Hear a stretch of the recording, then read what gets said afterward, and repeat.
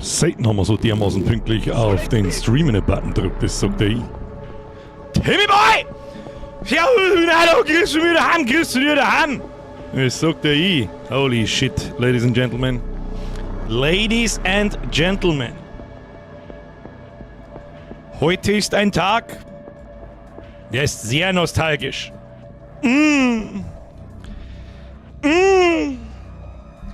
Er wird sehr nostalgisch, denn heute vor 30 Jahren kam ein Spiel, das dafür verantwortlich ist, dass ich heute da sitze und den 9. Teil davon spiele. Und allgemein gern Computerspiele. Meine sehr verehrten Damen und Herren, jetzt einmal grüß an den Timmy Boy und jetzt grüß euch! Heute! Eben, Spieger, Freitag, 20 Uhr! Wer ist wach? Ich bin wach, ehrlich gesagt bin ich überhaupt nicht wach. Ich sag das, was es ist. Oh, ein Hundstag hinter uns, aber da prügeln wir uns jetzt schon durch. Ich hab mich, glaube ich, den ganzen Nachmittag mit zusammenreißen müssen, dass nicht dieser hier. Hä? Und ein bisschen Säufer da. Timmy Boy! Ich hab so viel Bock! Endlich wieder Resi! So viel Bock. Endlich wieder Resi. Hashtag Leerzeichen. Ausnahmsweise hat YouTube jetzt gerade in dem Moment einmal recht. Jetzt wäre ein guter Moment, um Werbung zu schalten. Timmy Boy, merci dir. Kuss auf die Nuss. Schluss damit. Löwensepp, habe die Bürger, auf geht's. Wo ist er? Es fuck guter Stream? Dann wird er nicht gut. Wenn der Löwensepp nicht sagt, es fuck ein schöner gut. Ja, genau. Löwensepp, merci dir. Eine ins gute alte Resi, Osserbier. Aus dem Winterschlaf, Druck, lachender Smiley mit kaltem Schweiß legt das Showmoi Winde unter und Spaß. Ich bin so gespannt, ey. Tristan S. Kennedy aus Der Tristan S. Kennedy aus Tristan. Geisi, merci dir, 25 sind zu viel. Herr Grotzer, mehr so eine Züge. Eure Bierlichkeit entschuldigt meine Abtrünnigkeit im Stream. Ja, so nicht? Was ist jetzt denn los? Der Odeltod. Odeltod ist wirklich ein geiler Name. Wie muss ich mir das vorstellen? Ist das Odelporting? Ich weiß es nicht. Wieso wird das nicht angezeigt? Was ist da los? Ich muss retriggern. Odeltod, kriegst du mal ein Bretröt. Das war gut. Kruzifix, jetzt hört's auf damit! Mein Gott, nix Aufruf! Hashtag Spendeaufruf FFFFFFFFF Hashtag Das funktioniert, glaube ich, nur mit Umlauten. Dieses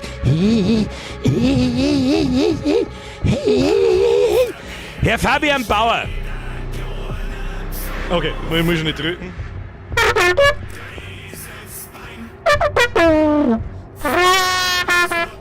Da war ich gehört! Jetzt wieder Mitgliedschaft. Irgendjemand ist vorher noch beigetreten, ich hab's genau gesehen. Warte mal, ich suche ihn raus. Das war nicht der Odeltod, das war genau 30 Sekunden, bevor wir angefangen haben. Jetzt warte mal. Wir sind in MyMaker, Predrono Squad, der Richie GP. Merci für die Mitgliedschaft, welcome to the Squad. Ab in den Chat habe ich der Richie GP und Odeltod. Wenn er reinschreibt, grüß Gott, der kriegt dann noch einen Nostroschen. Droschen, hab ich gesagt! So, bevor wir mir überhaupt über irgendwas reden. Wenn ich irgendjemanden lese, der mir irgendwas spoilert, der fliegt so weit, wie er noch nie geflogen ist. Der schreibt hier drin nie wieder irgendwas. Und ich rede von sämtlichen Spoilern. Arachnophobia. Warum muss das sein? Warum muss das sein? Der Nachschau-Squad grüßt aus ich merke kein, das wird jetzt aber, das wird jetzt dann gut oder das wird jetzt dann interessant oder sonst irgendeine Scheiße lesen. Nichts davon. Übrigens, die Leute, die zuschauen, auch nicht. Okay? So. Das ist mal das Erste. Das heißt, die Mods, die anwesend sind, das sind glaube ich halt nicht viel, aber die müssen ja nicht immer da sein. Das slightliest, da kommt jetzt dann was Lustiges. Jeet! Okay? Was ist denn da eigentlich los? Warum schmeißt denn eigentlich alle schon wieder mit 80.000 Euro umeinander? Oh, Spätschicht am Freitag, Alter. Was ist? Mieze! Ich glaube wirklich nach wie vor, du hast nur die Tasten 3 und 5 auf dem. Alter, was ist denn? Was ist denn heute wieder? Ist wieder irgendwas umsonst oder was ist denn? Mieze, Dankeschön, Cyberware, merci dir. Herr Vince, merci dir. Steffi, merci dir. Ritzlersepp! Setz mal Hammer auf. Hostentrick. So, nochmal. Fun Fact! Der allererste Zombie, den man im Original von 1996 begegnet, der maßgeblich für meine Kindheitstraumata verantwortlich sind, basiert in seiner Bewegung und dem langsamen Umdrehen auf einer Szene aus dem Film Zombie, Dawn of the Dead von George A. Romero. Das weiß ich natürlich. Aber der Film heißt aber bei uns auch nicht Zombie. Du wirst wahrscheinlich Zombie-Film meinen, das ist Sinn machen. Der Film heißt bei uns nicht Zombie. Dawn of the Dead, was hat denn Dawn of the Dead bei uns geheißen? Nach der lebenden Toten? Oder Zombies im Kaufhaus? War Dawn of the Dead nicht Zombies im Kaufhaus?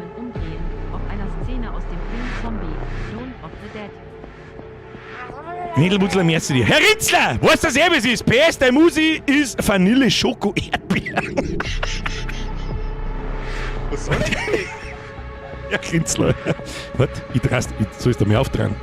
Ich bin heute so da gesessen, normalerweise tue ich immer, oder was heißt normalerweise?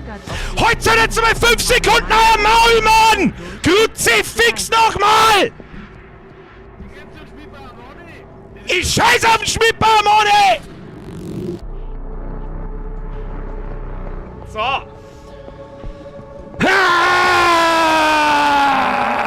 So. Kämmer ist schmeiß mal am Birkberg IBS High. Darf ich jetzt einmal zu irgendwas sagen? Gott verdammt nochmal. Am Schmidtbauer Mani reiß einen Schellab und scheiße ihm in den Hals! Heute ist alles wurscht! Heute ist Resident Evil, meine sehr verehrten Damen und Herren. So sieht's aus. So sieht's aus! Das ist alles die Quintessenz von allem, was mich da hergebracht hat und euch da eingebracht hat. Herr Antichrist, merci für 24 Monate, Flo, merci für 65 Teambürger, merci für den 10er Bazooka Joe, merci für den 6er Teambürger, merci für den Euro Gniedelwutzler, merci für den 10er. Herr Ritzler, was das soll, das weiß ich nicht! Merci! Mizi, merci, Cyber, merci, Vincent, merci, Steffi, merci, Hansi, merci, Tobi, merci, Meinmeiker, merci, General Demon, merci. So, Resti, wie du spoilerst mich heute, ich wollte es auch noch spielen. Ja, dann muss es aber auch spielen! So. Schnauze jetzt! Was wollt ihr jetzt sagen? Jetzt halt. Normalerweise. Auf der Bierbing steht ein kleiner Sofa. Dreh sitzt beim Vollbiskuit.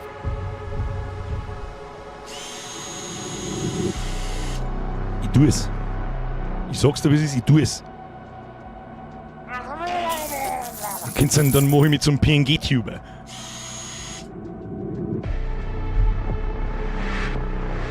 Mr. T online. Welcome to the school. Ab in den Chat, aber die T online. Das ist Werbung, das gefällt mir eigentlich gar nicht. Napoleon Mess für den Zwiegel. Mr. T online, welcome to the squad. So. Soundtrack. Das ist ein Lian sei Soundtrack. Achtung.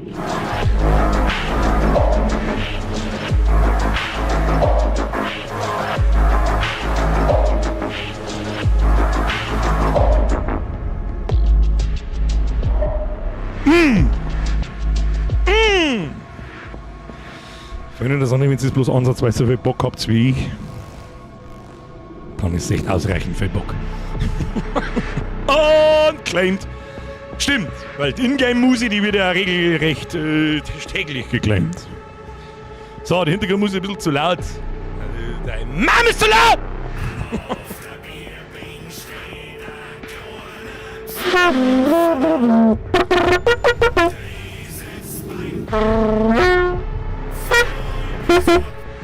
So, ist jetzt gut? Herr Brüse!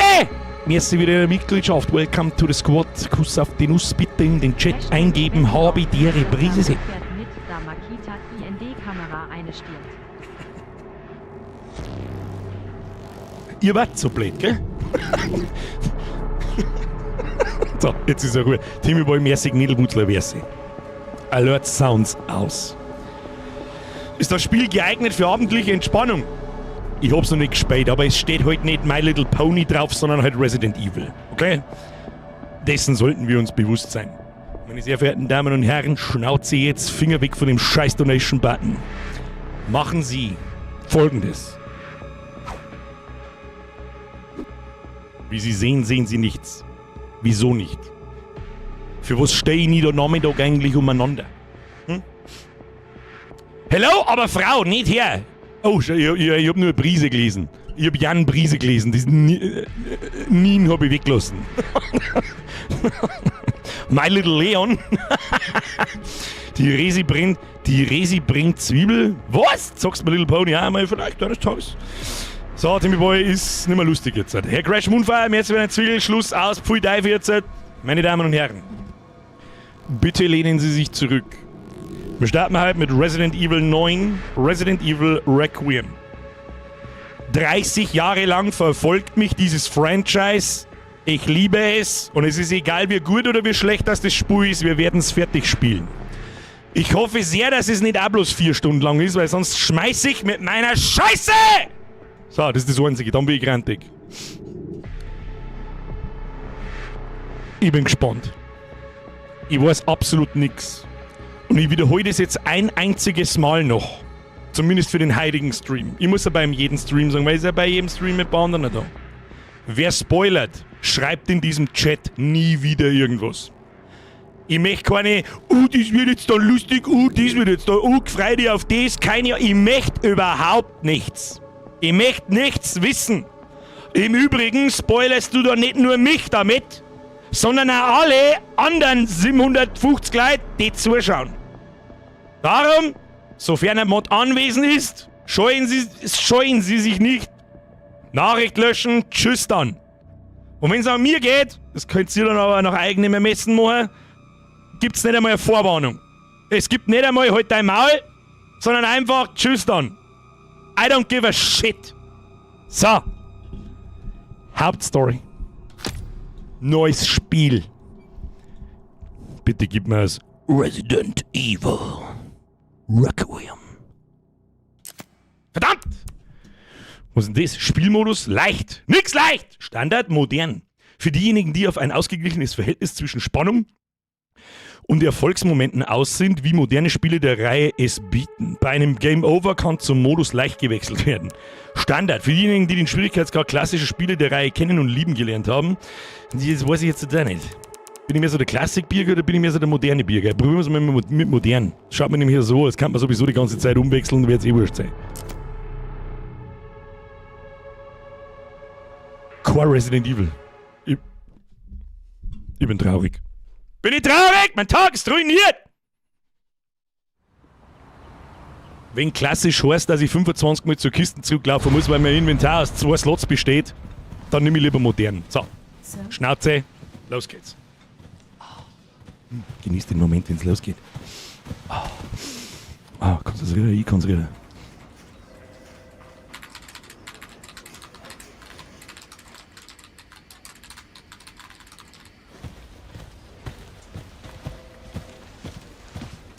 Haben wir schon im Trailer gesehen?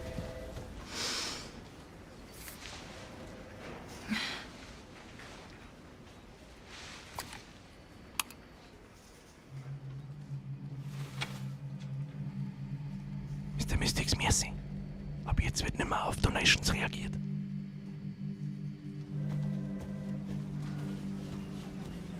Ich hab gerade einen Schuss los. Grace! Grace! Grace Ashcroft! Ja. In mein Büro. Oh, komme. Zieh dir deine Schuhe, du Rind. Shit. Toll, wir dürfen mal Dodgeball spielen, das wird super.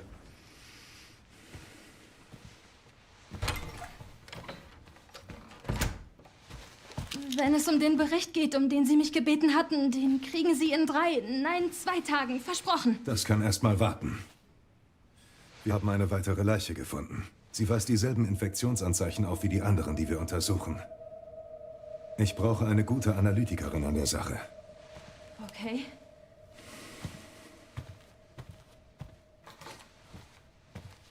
Ich will, dass du dir den Tatort vornimmst. Das Hotel Ranwood. Hör zu. Ich weiß, dass dort deine Mutter ermordet wurde. Und ich weiß, das wird sicher nicht leicht für dich.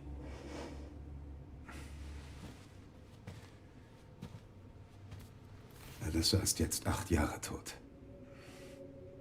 Vielleicht wäre es besser, wenn du dich der Vergangenheit stellst. Diese Angst direkt ins Auge siehst. Grace. Ich werde dich nicht dazu zwingen. Aber meinst du, du schaffst das?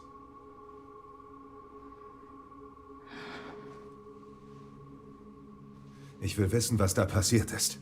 Und gib mir sofort Bescheid, wenn du was findest.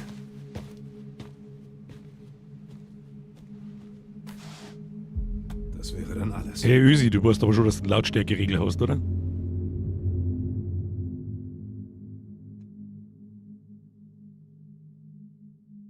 Gute Synchronsprecher haben wir. Weiß ich nicht, was da schon wieder... Ja, Englisch ist halt besser.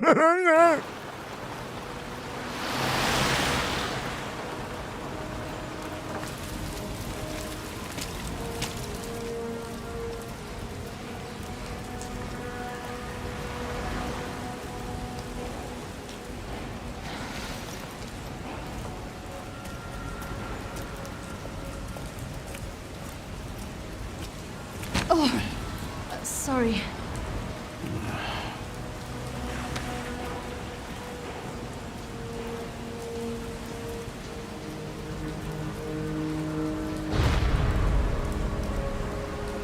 Grace Renwood. Also, mal ein paar kurze Informationen. Ich habe vergessen, meine Grafikkarten aufzudrehen. Spiel schaut unfassbar gut aus. Ich wollte die ganze Zeit schon sagen, Alter, wenn das Ingame-Grafik ist, dann scheiße ich her. Anscheinend muss ich herscheißen. So, wo ist jetzt mein... Warte mal. Nein, nicht neu starten. Wo sind wir? Da sind wir. Dann machen wir mir jetzt folgendes. Hoppala. Das schaut doch schon mal... Warte mal. Mein Mach halt! Jetzt halt.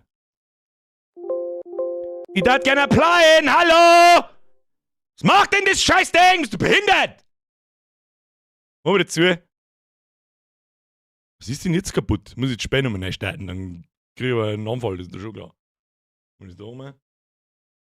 Ah gut, jetzt geht's. So! Mal was noch kurz dazugehört. Was ich ganz cool finde.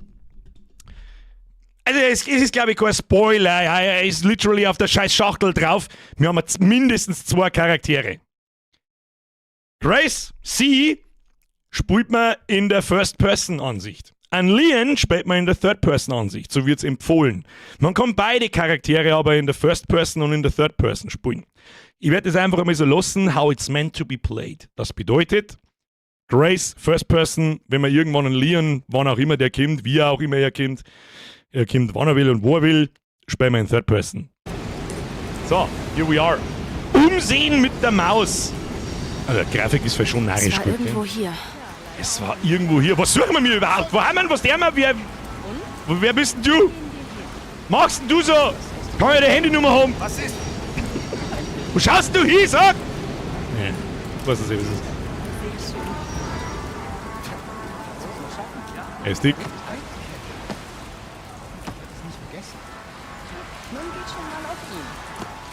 Das ist das erste Mal, dass ich mich mit der Maussense in die falsche... Jetzt warte mal. Options! Maussense wo? Vielleicht nicht in Sprache, aber warte mal. Kamera-Steuerung. Gehen, drücken, mehrfach tippen, Fadenkreuz verlangsamen, brauche ich alles nicht. Wo ist denn Maussense? Da, hier, Tastatur und Maus. Querz. Mausrad, Cursorsperre. Wo ist denn Maussense?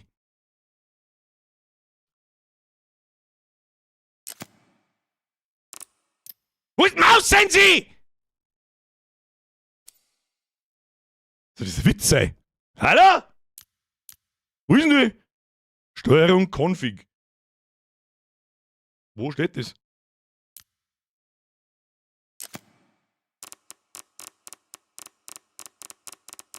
Ich sehe hier...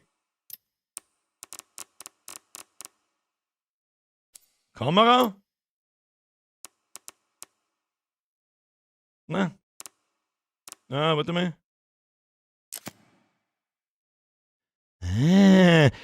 Also noch komplizierter kann man es nicht machen. Was ist denn das? Beim Zielen, beim Dialog? Ganz ehrlich, lassen wir es einfach, bis es legt. Arsch. Leck mir am Arsch, dann muss ich halt über die halbe Schreibtisch mit der Maus umeinander fahren. Das wird schon hier an irgendwie.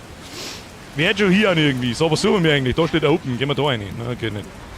Geht nicht! Sorry, aber sind die noch ganz dick?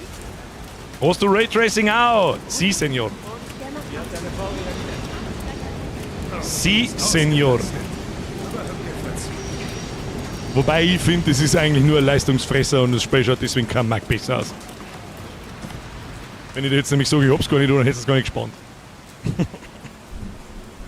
Habe ich heute 5 Minuten lang gesucht. Ja, also Maussensi ist schon nicht so ganz unwichtig. Habe jetzt keine Zeit zum Maussensi einstellen. Do not cross. Hey, Sie. Hey, da ist gesperrt. Sie können da nicht rein. Oh. Schaut ein bisschen aus wie der John Cena. Wieso nicht? Das ist dein Tatort. Sicher, sorry. Link Mike, merci dir. Eine Sekunde. Schluss aus. Ich tue mal mit dem Mikrofon weiter weg, dann könnt ihr es weiter aufdrehen. Oh, vom FBI? Ja. Ihr untersucht diese komischen Todesfälle, hm? Das ist jetzt der 5., oder? Resident Evil und komische Todesfälle, was kann da nur passiert Hab sein? gehört, sie haben alle so merkwürdige Hämatome. Denkt ihr, das ist ein Virus oder Terror oder... Warum würde das FBI denn sonst kommen? Hey, hören Sie zu? Oh, um das rauszufinden, müsste ich da rein. Ja, klar doch, sicher.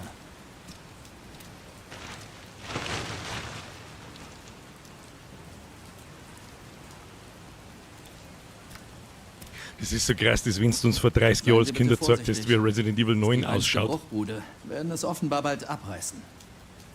Ja, danke.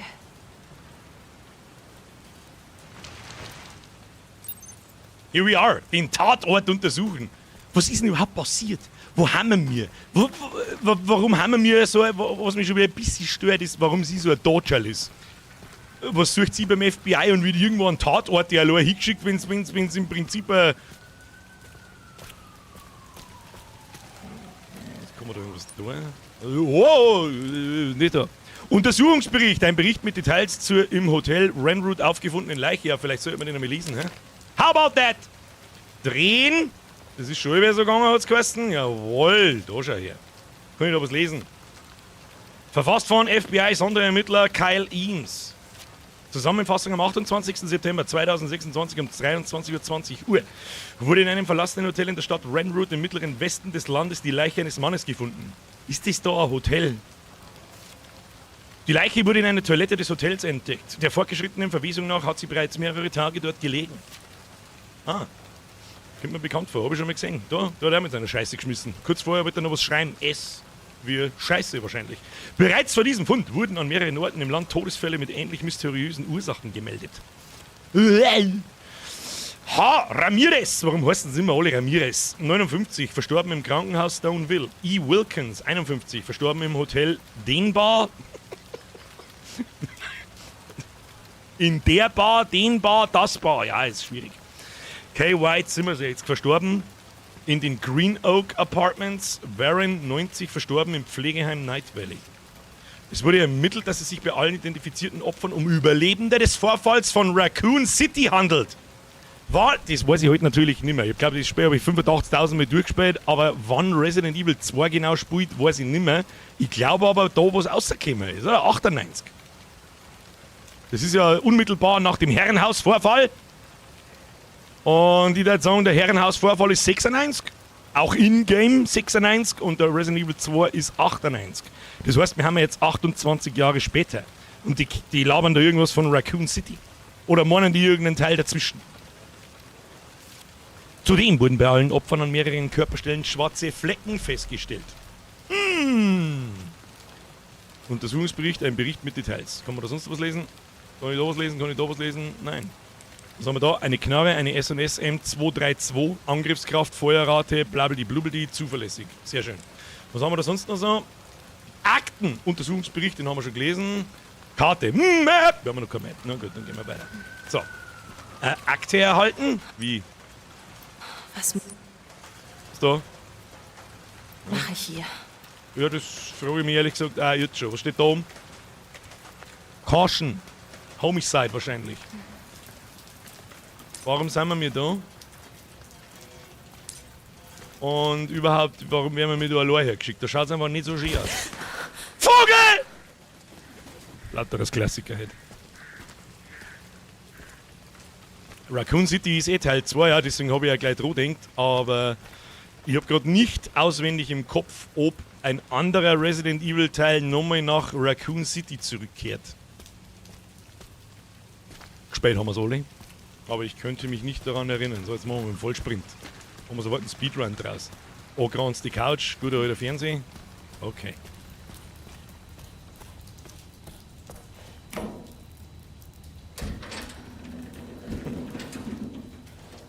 Ja. Lass mich raten, Taschenlampe, oder? Auf F? Na? Was dann? Ja, hallo? Ich möchte. Weiß ich nicht, habe ich dir schon gesagt, ich möchte das nicht? Okay, okay. Nicht.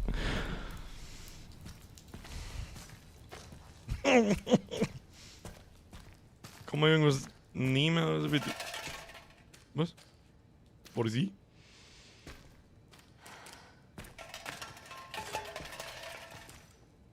Bin das ich oder ist... Ja, das möchte aber hoch, Alter. Sonst scheiße.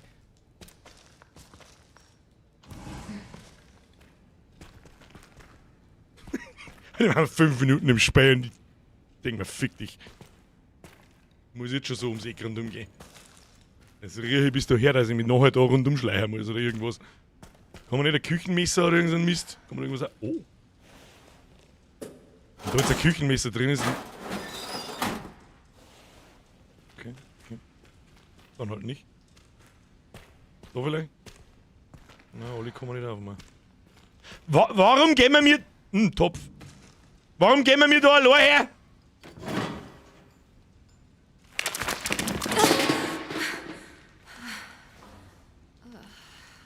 Komische Spaghetti. Somebody touch my Spaghetti. Das ist wirklich... Und jetzt haben wir da jetzt was gefunden oder nicht? Ja. Machen wir da noch auf.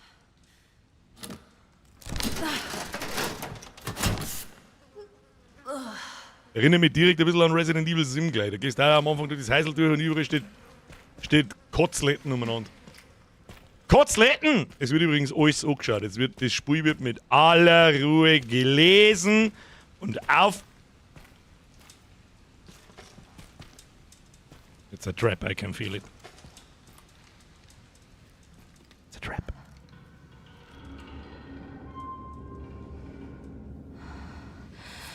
Ich kann nicht.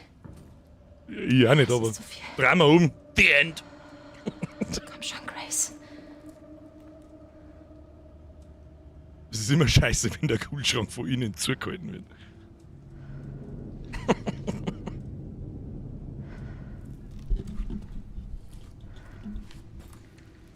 Ich würde gerne ein bisschen mehr über die Dame da erfahren. Wer bist du? Was machst du? Was siehst du in den nächsten 5 Jahren? Warum haben wir jetzt gerade Angst vor dem Raum und vom vorherigen nicht? Ich verstehe nicht. Die Grafik ist wirklich brutal. Schau mir die Haare ab, bist du besoffen? Den Ermittlungsbericht lesen. Nee, ja, das haben wir schon gemacht. Wahrscheinlich muss ich mal mit draufdrücken, damit es Ruhe gibt. Ja. Akim.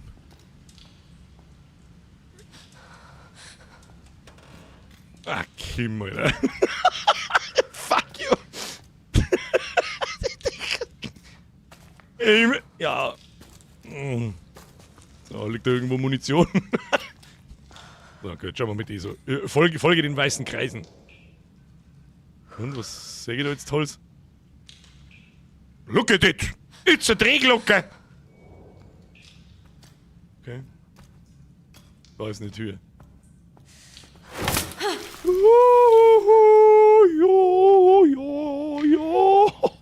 Jetzt muss ich erstmal hinkommen oder speichern.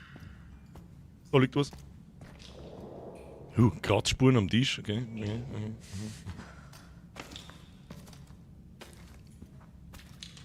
Irgendwelche Psychobeitel an der Wind dort, warum nicht? Macht durchaus Sinn im Hotel. Scheißhäuser habe ich auch gefressen in Resident Evil. Ich sehe, dass da irgendjemand beim Scheißhaus ist.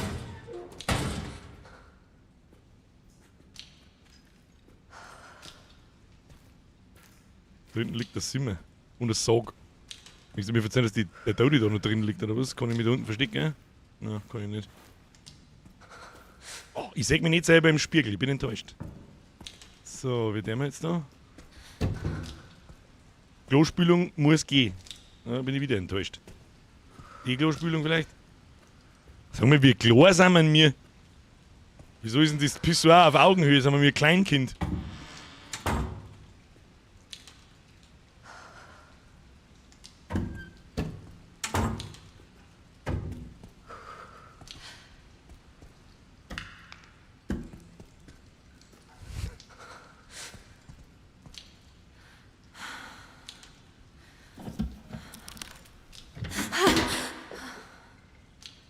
Ich weiß.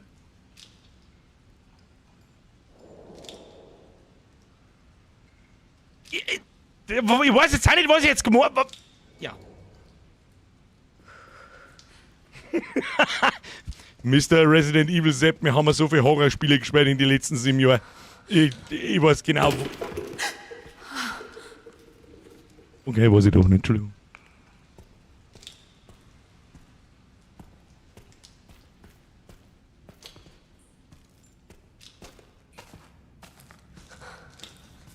Wer kickt da ein, Mann?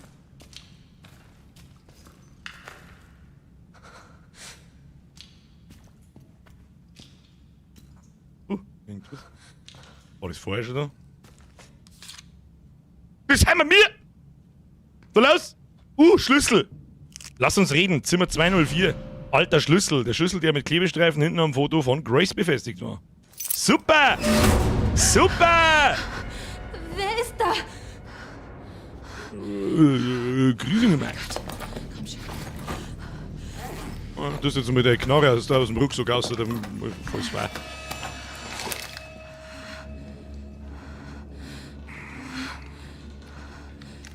Wir haben eine richtig gute FBI-Agent. Was mache ich jetzt? Heimgehen war ich war für Heimgehen. Was mache ich jetzt? Was für dir ist überhaupt zugegangen? Da haben wir so komische kleine Schlieren. Ach, das ist das Wasser. Ist das Zimmer 204? Naja. Haben wir noch im Tutorial, kann nicht so schlimm sein. So, machen wir. Ach, meine. Was haben wir in den L-Gänge vor 30 Jahren schon gelernt? Nicht am Fenster entlang. Da ist ein Feuerwehrschlauch, der schaut verdächtig aus. Oh, wie das war. Ist da draußen irgendwas? Nee. Oh, das muss ich mir sagen. Rechte Maustaste. Hier gibt's Peng Peng to your face, Motherfucker. Jetzt warte mal. Ah, das ist vielleicht schon gescheit wegen Sensi, gell? Also, das tut mir jetzt fast ein wenig leid. Jetzt pass auf. Kamera, Ego-Perspektive, Grace. Vertikale, ein bisschen. Vertikale, horizontale Kamera, Beschleunigung, Stoppverhalten. Ein bisschen mehr. Machen wir das mal auf 8. Das mal auf 12 und beim Zielen auf 5 und 5. Das ist schon gescheit langsam. Selbst da muss ich mit Druck wohnen, aber das wird schon. Das wird schon! Vorhang besser wie bei Luto. Wer hätte das gedacht, dass die das besser hinkriegen? So, lass du mal die Pistolen da heraus, weil ich kein Menschen glaube. Da kann ich hier aufmachen mit der Pistolen, ja. Wir reden gleich einmal so umeinander. Arschlochmantel. Da liegt das am Boden, 6.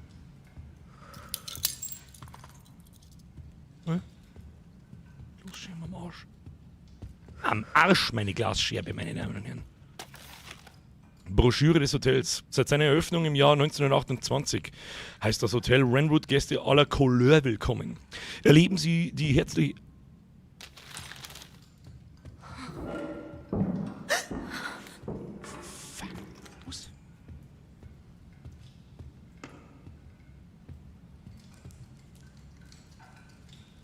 Legt mich bloß am Arsch, Alter.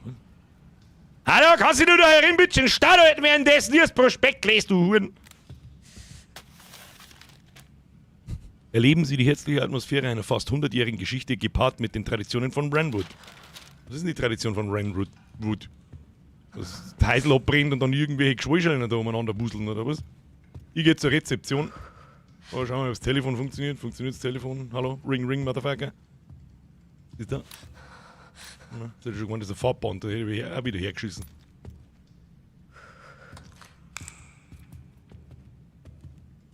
Alter, ist das... Ich weiß aber nicht, ob das ich bin oder jemand anderes. Ich Klaus oder was. Und ihr geschissen Schnaufer macht mich narrisch! Das bin nicht ich, das sind nicht meine Sounds. Halt dein Maul! Office. Oh, aber Spritzen drin? Warum nicht? Oder? Auch nichts. Ist dieses Safe Room? Ich höre keine Safe Room Musik. Was tun? Das schaut doch, also wenn das nicht verdächtig ausschaut, dann weiß ich nicht, was verdächtig ausschaut, Kinder. Dann weiß ich. Was. Nein. Schon mal da. Ah ja.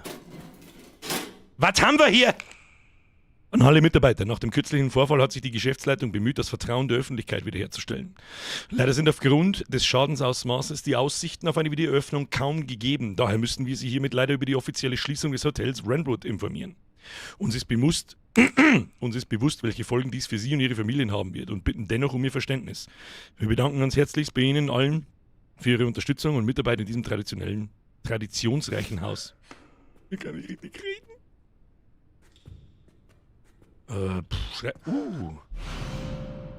Plan des Hotels Wrenwood. Karte aktualisiert. Wo kann ich die Karte schauen? M. Haha! Map!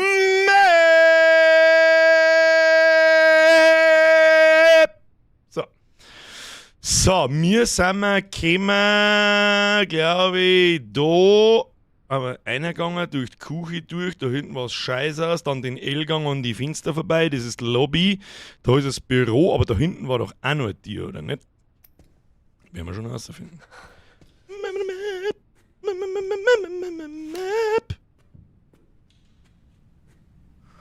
Mich würde interessieren, wo die Taschenlampenlicht-Sache herkommt. Aber gut, das wird sie schon wissen. So, jetzt schauen wir mal noch da hinten, da war doch. Das war dies. War der Tierstück. Bin ich schon stein. Erst wieder herunter, alles abgesucht. Alles wieder abgesucht. So, und da sitzen wir uns jetzt in der Embryostellung und essen erstmal Toffee-Schokolade. Scheint, als müssten wir nach oben gehen. Der Wrenwood Hotel Guests. Alter, das Sounddesign, du kannst mir so am Arsch lecken, das ist bloß ein Schäbert. Den braucht man, das garantiert.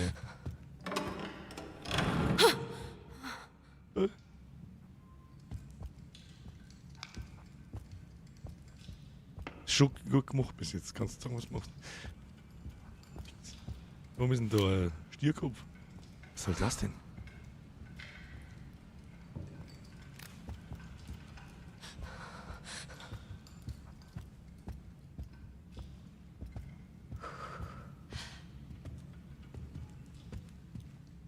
Da haben wir was. Schlüssel. Haben wir noch keinen.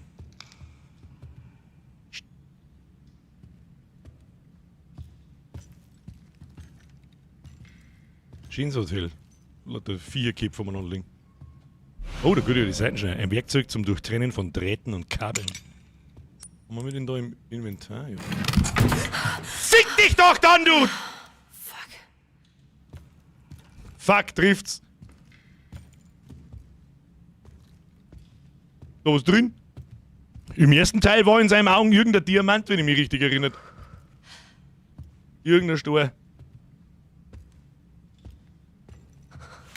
Wer immer dieses Plakat gemacht hat, gehört auf, dass stehe am Stoppplatz dort sind. Aufgehängt und dort sind.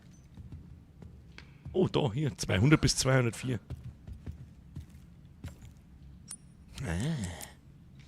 Ja, da werden die Items so ein bisschen gezeigt, wie das so funktioniert. Das Einzige, womit ich noch gar nicht klarkomme, ist die scheiß Tieraufmacherei. Kann man da nicht einfach F drücken und die Tür geht auf? Oh, die muss ich wieder erst sein. Da kann man immer so ein bisschen tun, also. Hallo? Hallo? So, ab jetzt wird nur noch so durch die Tür durchgegangen. Oh, die Musik sagt nichts Gutes. Das ist 202, da müssen wir nicht rein.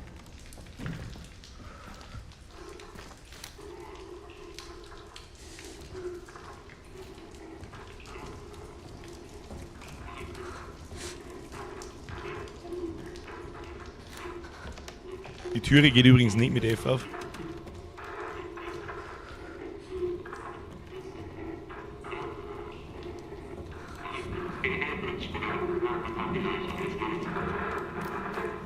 Lichtschalter ist übrigens ein. Was der sagt. Zumachen geht. Aufmachen geht nicht. Es ist immer gut, wenn man Schubladen aufmachen kann, wo immer nie was drin ist.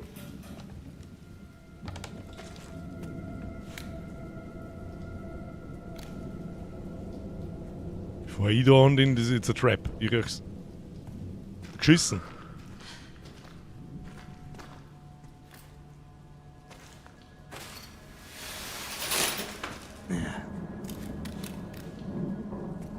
Das war too obvious. Kann man springen? Nö. Ah ja, aber ein nagelneues Bagel Klopapier steht darin. Das ist wichtig. Das ist gut. Das ist gut für uns. Aber über die Ruinkante schon mal bra. Dose auf, nö. Oh, da liegen Fotos. Was? Da liegt. Haben wir das da links unten auch mir oder haben sie da vergessen, ein Foto auszutauschen? Na, die kommt öfter vor, die Person. Was ist hier los? Was ist hier los?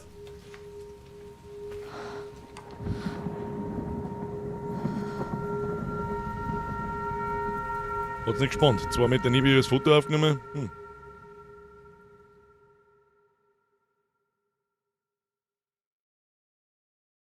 Bruder, das war nur mal das Tutorial.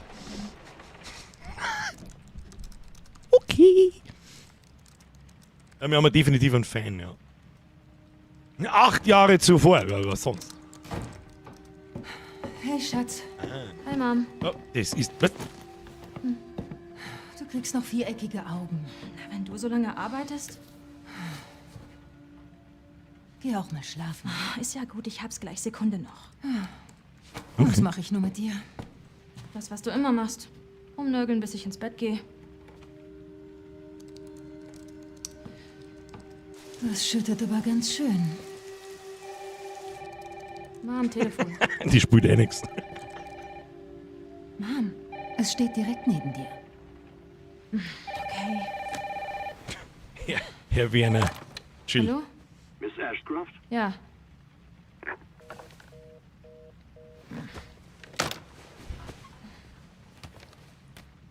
Wer war das? Keine Ahnung. Ein Typ hat nach Miss Ashcroft gefragt und dann aufgelegt. Arsch. Was ist jetzt? Jetzt da das Laufen anfangen. Sie kommen.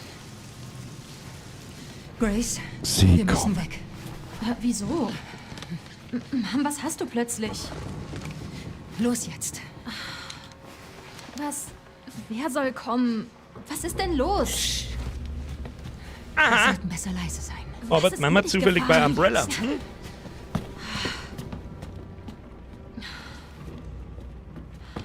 Sag mir, was hier los ist. Dafür ist keine Zeit.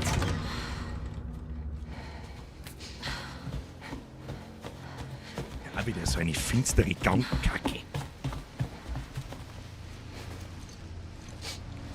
Also ausschauen tut's verdammt gut. Aus dem Hotel entkommen. Ich hab noch keine Knarre, aber ich hab ein Inventar. Dir nach. Ich lauf da. Mom, warte. Ach, das ist das Gleiche, oder was? Umschalten. Beeil dich. Ah, okay. Ich komme. Los jetzt. Ich verstehe. Das ist das Hotel Weiter. 8 Jahre zuvor. Und mir gehen wir, ja, jetzt macht's einigermaßen Sinn. Ja. Ich kann nicht schnell, ich drück schon aufs Sprinten, Mann. Hallo? Was war denn jetzt, Wer oder? sind Sie? Wie, wer sind Sie? Ich bitte vielmals um Verzeihung wegen des Stromausfalls. Was ist denn passiert? Ist vermutlich was am Verteilerkasten. Der ist 40 Jahre alt. Kommt vor, dass meine Sicherung rausfliegt. Kenn ich. Das sollte natürlich nicht sein und ich bitte um Verzeihung für die Unannehmlichkeiten. Was, kein Ding. Ja, schon. Ich bringe das schnell in Ordnung. Dafür brauche ich nur mal...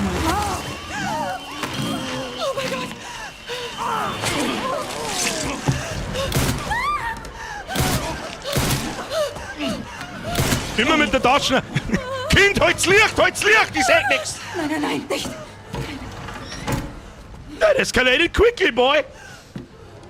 Grace, bleib dicht bei mir. Okay. Sagst du mir jetzt endlich, was hier los ist?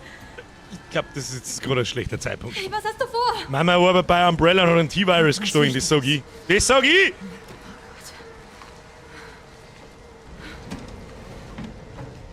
Merken. Merken. Das ist cool gemacht. Was hast du dahinter versteckt? Das erkläre ich dir später. Ein paar Tampons das Wir nächste müssen Mal. uns Da. einen anderen Ausgang suchen. Bild. Schieberding hinterm Bild. Wo haben wir wieder gewesen in der Rezeption? Grace, komm. Ich komm schon, jetzt halt mal dein Fotz, wenn ich nicht schnell laufen kann. Ich bin offensichtlich körperlich eingeschränkt. Ich komme eh schon. Komm Schill. schnell hier rein, Schatz. Ich rufe die Polizei. Nein, nicht die Polizei. Nein, nicht die Polizei. Doch. Ja, ich möchte einen Mord melden. Nein, Morde. Grace. Hier im Hotel Renwood, genau. Ja. Beeilen Sie sich bitte. Woher weiß denn derjenige, das am Telefon? Die Polizei ist unterwegs. Sicher ist die Polizei unterwegs.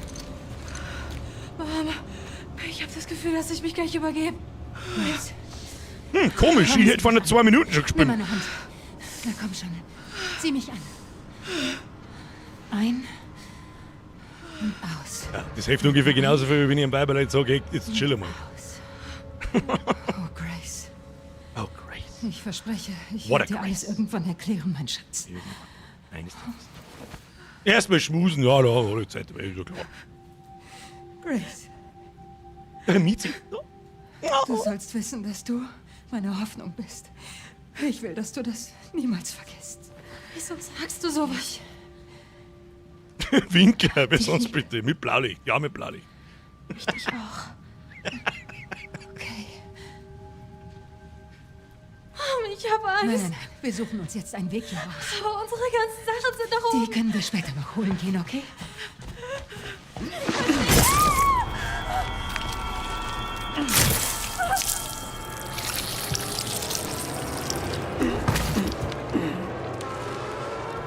Hab dich gefunden.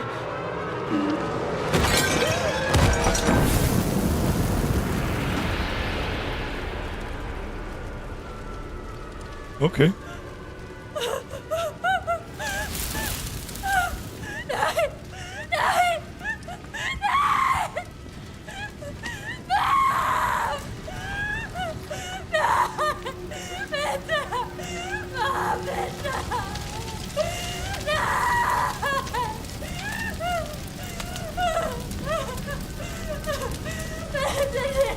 Du, es brennt. Ich weiß nicht, ob es schon jemand gesagt hat, aber da brennt's da drin. Und seit 8 Jahren liegen jetzt da diese gelben Nummern umeinander drin, oder wie verstehe ich? Verstehe nicht. Jetzt haben wir wieder heute. Es tut mir so leid, Mom. Es ist alles meine Schuld. Schwachsinn.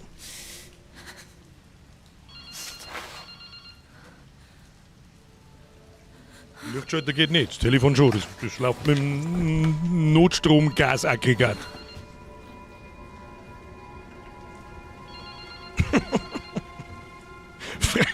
Freiwillige Feuerwehr Landau, Isar. Haben wir warten wir jetzt so weit? Brennt's noch, oder was? Ja, weiß ich, haben wir letzte Woche haben wir gegen keine Polizei gespielt. Mani hat sich Taxen gebrochen.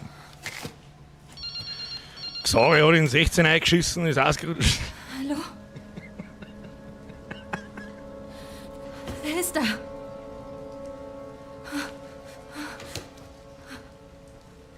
Ich muss sofort raus hier. Jetzt ist noch, dass wir noch vorbeikommen. Wir hätten mal einen Getränkeunfall gehabt.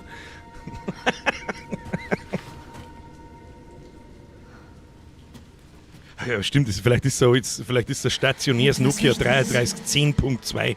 Das hat Das 16 erklärt Jahre sich Akku. Du hast recht. Bin schon steil, jetzt Was Schluss hast du da mit hinter Blödsinn. dem Bild versteckt? Finden, was Alyssa versteckt hat. Alyssa und Grace. Alyssa und Grace. Ich habe das Gefühl, was ist denn da? 19. Oktober 2018, lassen wir kurz miteinander rechnen.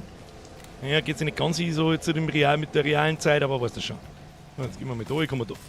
Halb scharf mal. Da halb scharf mal. Nein. Irgendjemand ist auf alle Fälle da. Ficken Sie sich. How about that?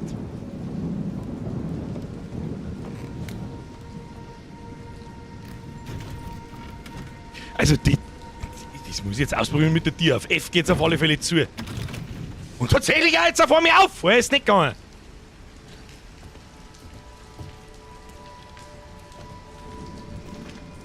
So, wo sind wir hin? Wir haben da oben gelaufen und dann ist...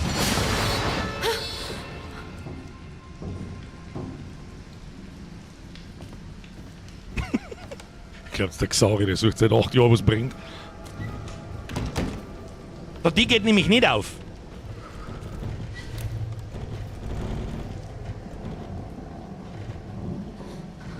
Oh, das ist schon mies gemacht.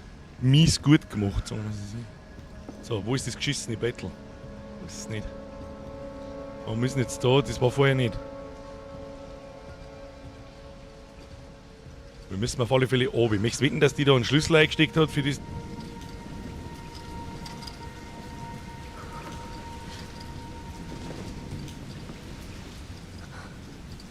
Ich kann nichts sehen.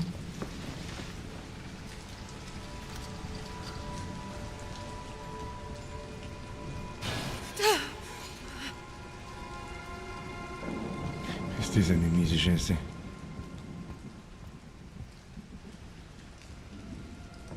Ich liebe es.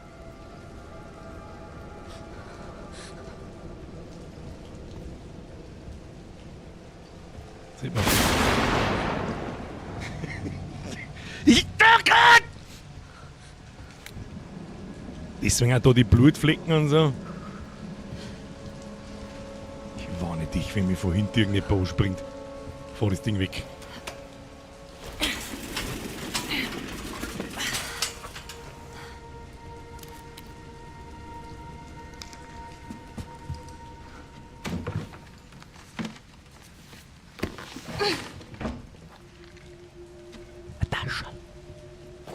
Faber-Castell Malstifte.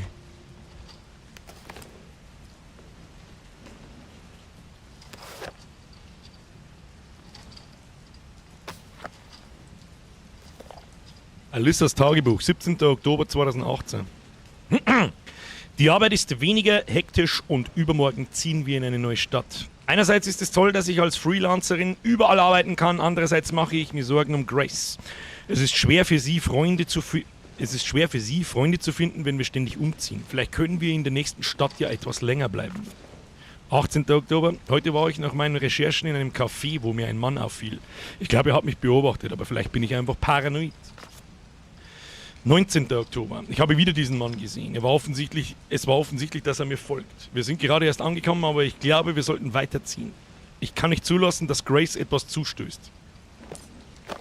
Gefundene Akten können Sie im Inventar-Tab unter Akten nachsehen. Okay, wie komme ich da wieder raus? Tab, hallo. Oh. Diskette, das ist ein Minidisc. Okay, was tue ich da damit? Sie ist so... Tut mir leid, Officer. Oh no. Was haben Sie? Schrotflinten. Da war ein Stich im Hals. Oh. Ist alles in Ordnung? Na. Oh.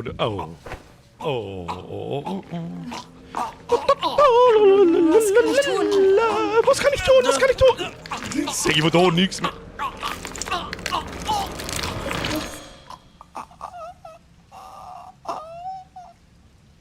Bruder.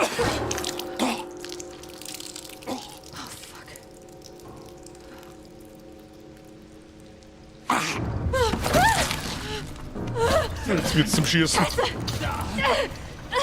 Nein! Dürfen! Da! Na, komm schon! Nein! Halt! Sind Sie verrückt?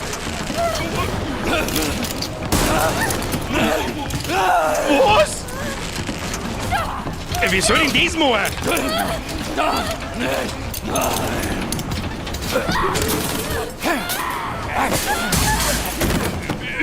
Wie soll man F und AD drücken? Sag das!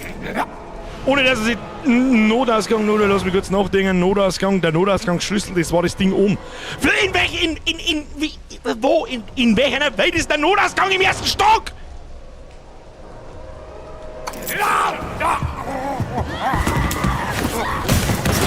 Okay. Ja, zur Haut. Ja, haut sie. Ja, haut sie.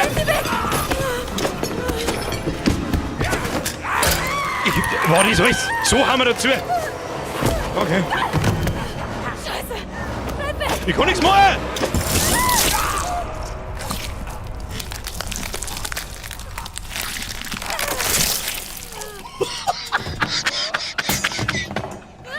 Okay, er lebt immer noch, alles klar!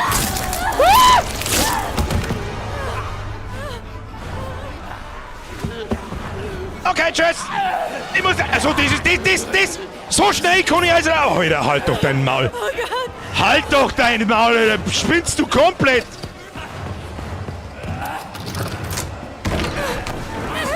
Boah, leck, Alter!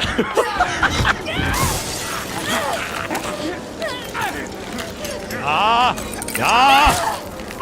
Ich glaube, es interessiert ihn auch nicht. Schmeiß das Fenster raus, ey! Jeet! Der bleibt doch nicht liegen. Da hat einfach deine Nudelarm abbissen, schau mal hin. Oh, da rinnt sogar das Blut realistisch, aber schau mal so. Heilige Scheiße, Alter.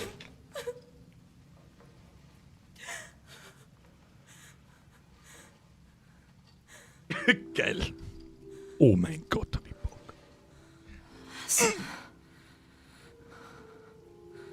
Misa, mir ist wieder ein Resub. Schnucci, mir ist wieder ein Resub.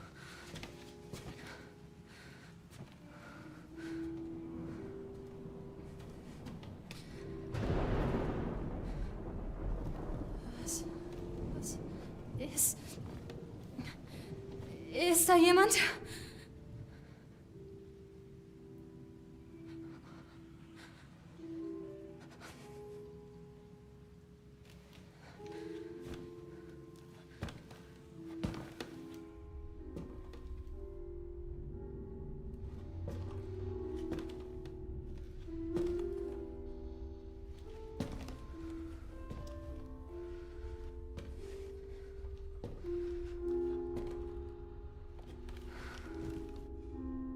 Mir hätte so gern was zu dem sagen, was gerade passiert ist, weil es wirklich unfassbar gut ist.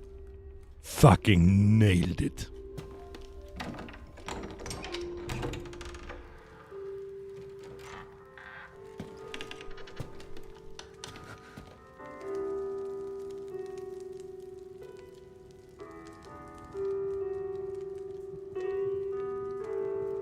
Ich wetten, dass es der Typ ist, der unsere Mama umgebracht hat? Jetzt steht der Händler aus Resident Evil 4 da. Fettig. Es war nicht leicht. Doch jetzt habe ich dich endlich gefunden. Wer sind Sie? Ich bin der die Leiche platziert hat. Ich bin es, der dich hergelockt hat. Und du bist die, nach der ich gesucht habe. Die Einzigartige, die Auserwählte. Miss Ashcroft.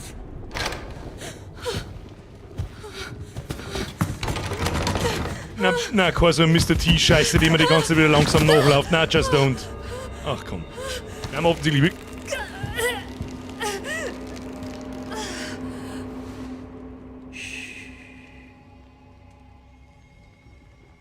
Ruh dich aus, Grace. Wir haben einiges vor uns. Das ist ein Fischer. Auf Crack. Auf T-Virus-Crack. Geil, Alter. Das, meine Damen und Herren, nennt man Intro. Und das, meine Damen und Herren, nennt man ein Intro, wenn man einen Charakter vorstellt, ohne dass mir irgendeine Scheiße untergejubelt wird. Fucking hell, nailed it! Elbridge. Oh, wir haben ja gleich beim 2. Ich hab da so eine Vermutung. Und? Deckt sie sich mit den anderen? Dieselben schwarzen... Oh, here we go. Und es sind Here sicher keine he Leichenflecke? is. Nein. Nein, auf keinen Fall. Er ist ja cool. Das macht dann 6. 6 Überlebende von Raccoon City, alle mit derselben Todesursache. Ja, das ist beunruhigend.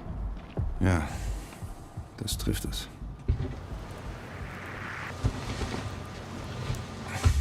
Aber ich habe vielleicht was für dich. Das Team hat da jemanden ausgemacht. Jemanden mit Verbindung zu Umbrella. Wohin auch Victor sonst. Gideon, Wer ist er? ein ehemaliger T-Virus-Forscher. Es ist so gut. Hey, ihm wurde ein Officer als vermisst gemeldet. Ist vielleicht nur Zufall, aber er verschwand quasi Samson, dort, wo danke man dir. die 5. Leiche fand. Leon? Ja, Schau dir die Grafik um hier. Alles okay?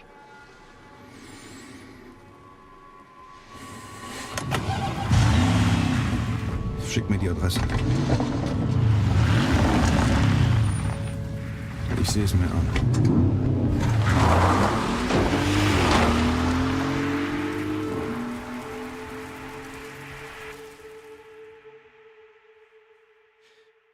Und ich möchte darauf hinweisen, das ist Ingame-Grafik. In den Cutscenes. Oh. Okay. Here we are, ladies and gentlemen. Also das interessiert keinen, wenn ein riesengroßer, manteliger Mann junges Mädel umeinander tragt. Okay. Wie der Ramos zu sagen pflegt, okay. Ist es noch weit? Bin fast da. Steck im Stau fest. Aber Leon, du bist so cool, dass du nie im Stau stecken bleiben kannst. Das ist doch wohl ein schlechter Witz. Danke. Danke.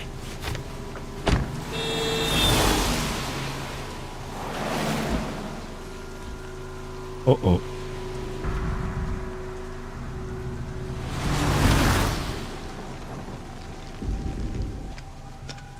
Was wird das?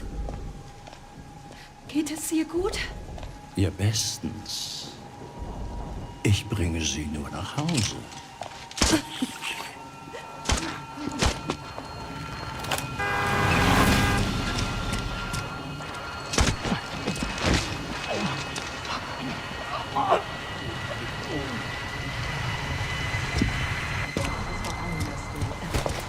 Leon, wie sieht's aus?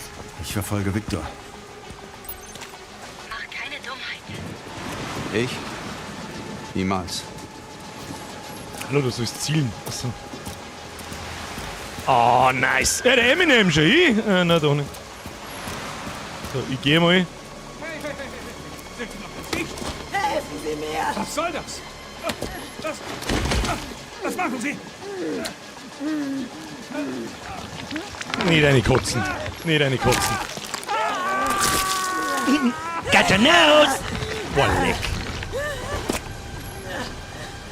Wo bin ich? Die All-Around-House-Kick! Und nochmal!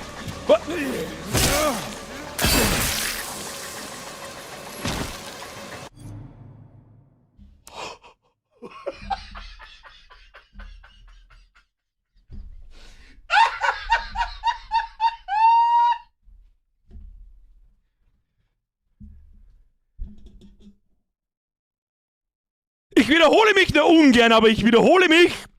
Ich glaube, ich habe zwar das letzte Mal vor ungefähr 7 oder 8 Jahren gesagt, wer nicht 18 ist, ist jetzt raus. Holy shit.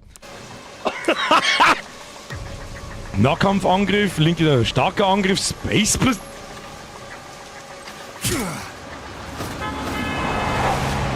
Und mit der Ding, wie viel Munition haben wir? Okay, 9 Bassen. 9 Bassen! Oh, unser Hacke kann kaputt gehen. Hä? Was ist mit denen da? Kann ich die von hinten abstehen? Was war da? Irgendwas war da. Aufgriffen. Ja, der John Wick schon. Kommen die da auf? Ich werde es testen. Jetzt, die kommen Dann wird abriegeln. Alter, die halten ganz schön viel aus! Geh mir runter da!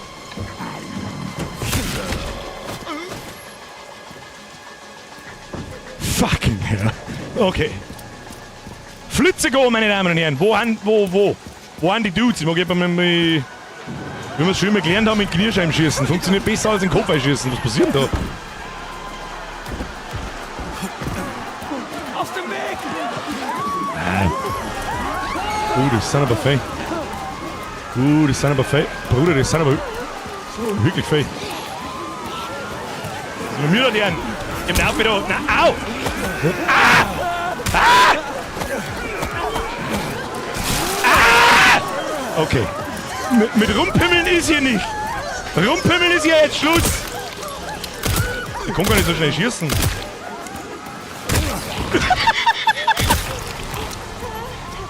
Okay, geil. Was ist da? Was ist da gehen? Wir sind da mitten auf der Straße. 11 Schuss bis da in den Mund. Hä? Ja, wird schon passen. Wird schon passen. Gelbige Kiste. Kistige Kiste. Da haben wir noch mal was. Wo haben die?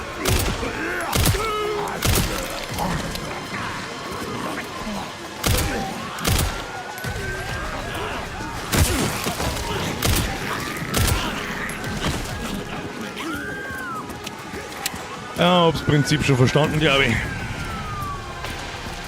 Den Scheller schießen, das gar nicht so einfach, weil die Mistviecher umeinander zuckeln wie die Bienen. Ja, vorne zu! Scheiße. Machen das kurz. Requiem ausrüsten.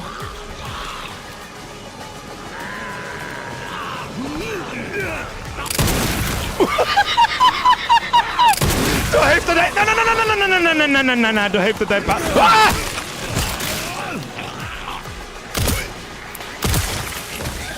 Wann der Null, wo ich weh? Schleich dich!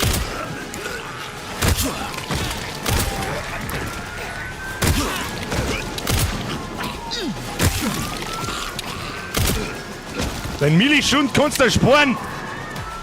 Ach, die... Hey, Arme! Da liegt einfach ein Arm. Mit Pistolenmunition. Okay. Warum nicht unter Brechstangen werfen? Kann ich, warte mal... Na, wieso kann ich das nicht werfen? Verstehe ich nicht. Nein, verstehe ich nicht. So, jetzt haben sie die Autos so verreckt da hingepackt. Schieße da. Zweimal in den halben Hab ich schon gehört, tut ich mir nicht runter. Er darf nicht kommen. Oh mein Gott, I fucking love it! Okay. Wir haben noch 2 Schuss für Requiem. Das Spiel ist also unserer Knarre nachbenannt. Warum nicht? Kann ich da reingehen? Nein, kann ich nicht. Musik darstellen. So, glaube ich, haben wir herkommen. Ah, Spezi butterweich. Butterweich. Er braucht ein bisschen lang zum Schießen, muss ich sagen. Also man kann nicht peng, peng, peng, peng, peng, Motherfucker machen, sondern peng. Leon, hast du Victor gefunden? Nein, hab ihn verloren. Geil. Zurück zum Anfang. Nicht unbedingt. Conito, was du? Victor hat nach Umbrellas Pleite ein Gebäude erworben. Das Rhodes Hill Sanatorium. Ich schick dir die Adresse. Leon, uns läuft die Zeit davon. Oh.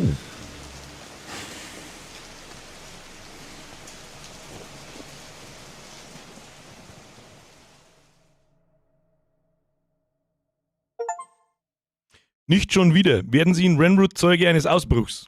Nein.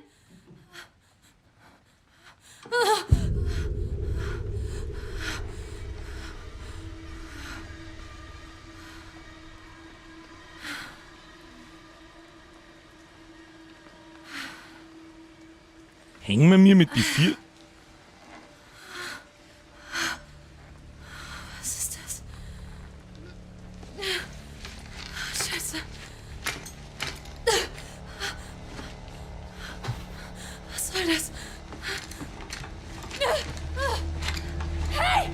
Hilfe! Nein, nein. Du musst ruhig bleiben. Bleib cool, alles gut. Okay. Denk nach, Grace, denk nach. Mama war irgendein Umbrella-Experiment. Wir sind eine Tochter und die letzte Überlebende mit irgendeinem Scheiß in unserem Blut. 100%ig.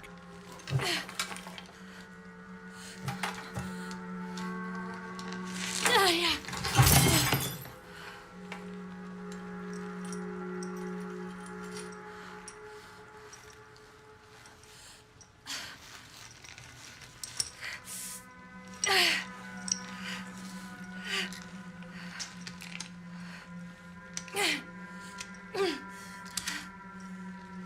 Das Mausi ist immun. Ja. Plausible Theorie.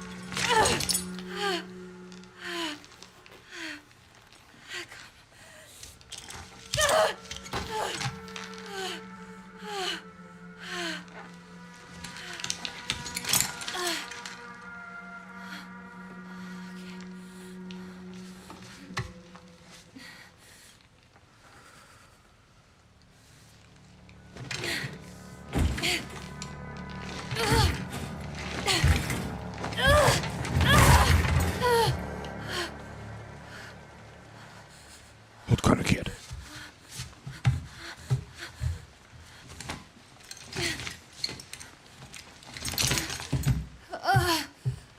Was hat er mit mir gemacht?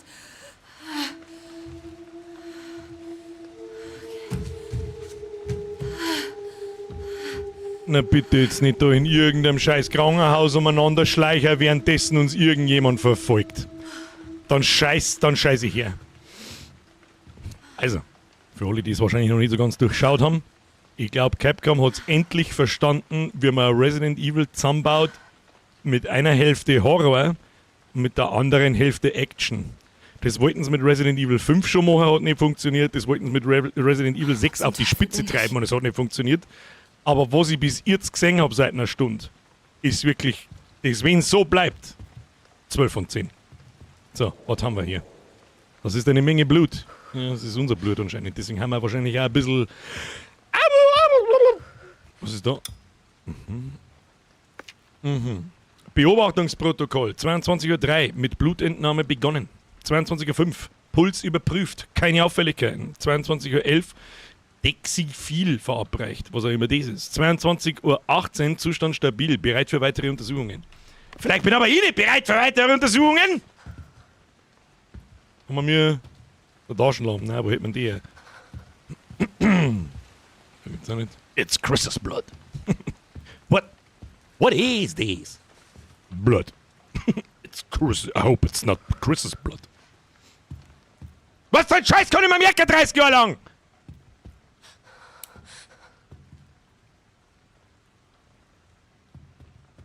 Das ist nicht der Ernst.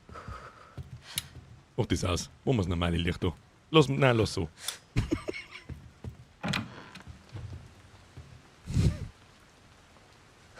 Ich hab das Gefühl, so, das wird 50-50 Höllenqual.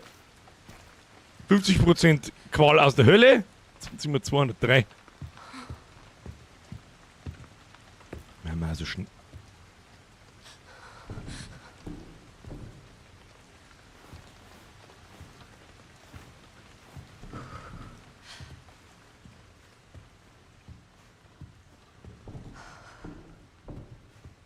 Irgendein Paket da umeinander. Kann ich da was drücken? Nein. Kann ich mir da irgendwie verstehen? Ich sehe gerade einen Scheißdreck. Notice, smoking is strictly prohibited. Okay. Ist recht. Prep Room.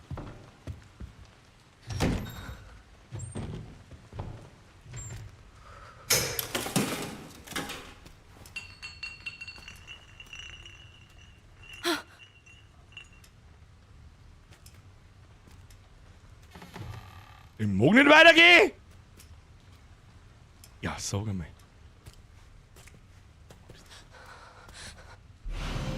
Leere Flasche. Riecht leicht nach Arznei. Wird sie geworfen, zerschellt sie und lenkt Gegner in der Nähe ab. Ja, wenn ich nicht zeige, wo ich hinschmeißen soll, was soll ich denn hinschmeißen? Da irgendjemand? Ja, da blinken wir schneller jetzt da. Jetzt mit der Mutter.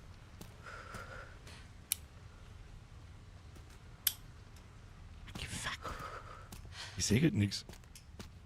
Ich geh einfach mal geradeaus. Es ist zu dunkel, ja.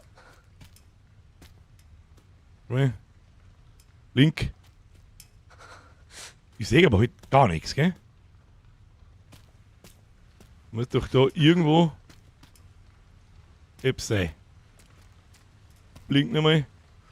Ah, nein, das ist Zigaretten gewesen. Gehen wir mal nochmal zurück aus. Gibt's ja nicht.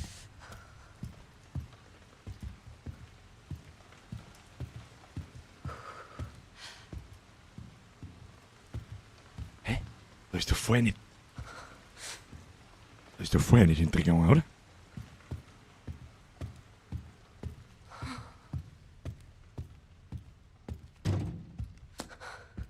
Okay, das ist krass.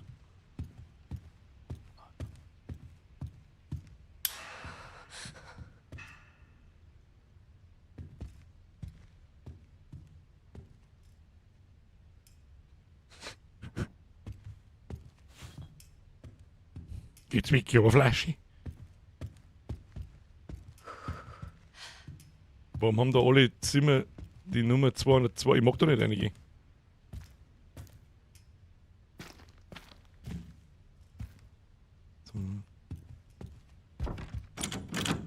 Schlüssel. Okay, vielleicht müssen wir da reingehen. Und da? Rhodes Hill. Chronic, ich kann es nicht gescheit lesen. Chronic Care Center. So wie immer das ist.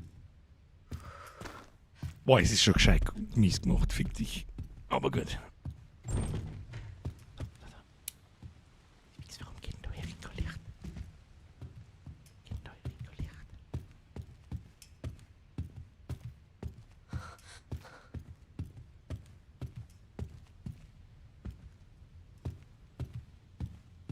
Ja, Sicherungskosten, ne?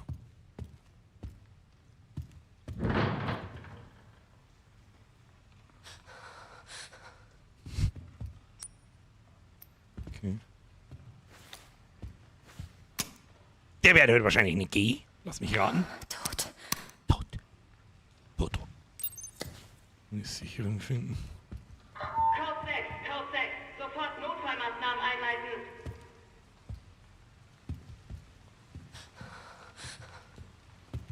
Wieso? Lass mich in Ruhe. Engelschlüssel. Schön, dass das kann. Das hat noch irgendeinen Sinn, da gebe ich dir Brief und Siegel. Brief und Siegel kriegst du von mir, dass das mit den scheiß Laternen oder mit den Lampen da noch irgendeinen. Warum? Ich duck mich mal, das ist gut für uns. Schön, dass das Konzept beibehalten mit den Schlüssel. Früher waren es Karo-Schlüssel. Müssen wir jetzt zur Engelstür. Trau dem Bums nicht. Ich trau dem Bums nicht. Mach die Tür jetzt auf. Da geht F wieder nicht. Doch, jetzt geht's. Okay. Was ist hier los? Ist so Licht drin. Das heißt also, halb offene Türen kommen nicht auf mit. Oh, Safe Room. Safe Room. Warum kann man selbst da herin das Licht ausschalten? Ich mag es überhaupt nicht rausfinden. Leck mir Mosch. Was haben wir da? Wenn das nicht der Safe Room ist, dann weiß ich es auch nicht. Bitte schließen Sie nicht das Spiel! Oh, Sicherung.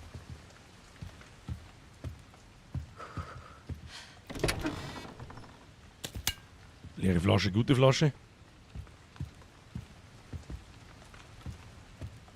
Oder? Ein verziertes Metallfeuerzeug spendet etwas Licht.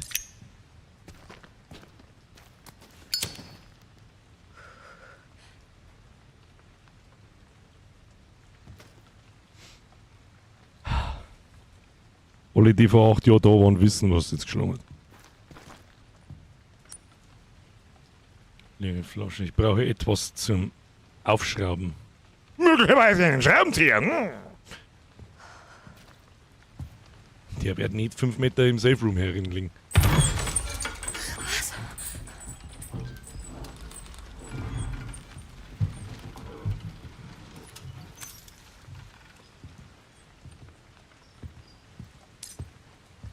An Schreibmaschinen können Sie einen Fortschritt speichern. Speicher gleich sicherheitshalber nochmal, damit nichts passiert. Ja, überschreiben.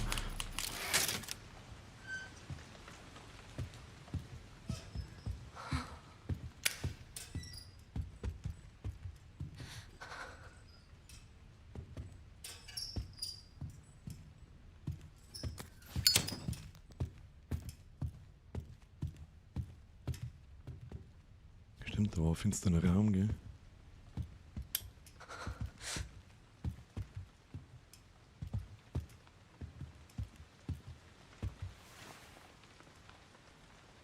Das Schattenphantom.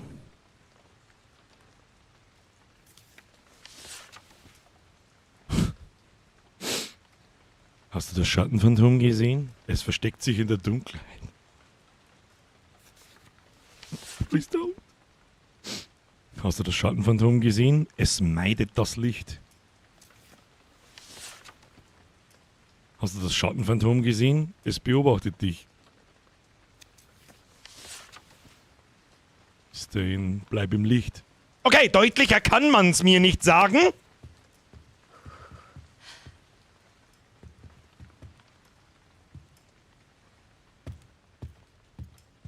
Nö.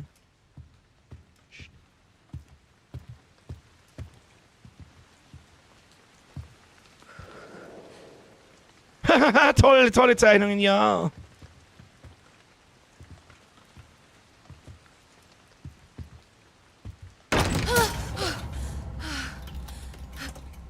Too obvious, Mr. Capcom. Tja. Sicherheitspumpgun haben wir leider noch gar nicht. Zettel an einem Karton. An alle. Ich habe ein paar Dinge aus dem Schrank verräumt. Der Schraubenzieher ist jetzt im Werkzeugkasten auf der Schwesternstation. Das Nähset ist, der Rest ist unlesbar. So, Schraubenzieher, Schwesternstation. Was werden das auf Englisch heißen? Nurses Station.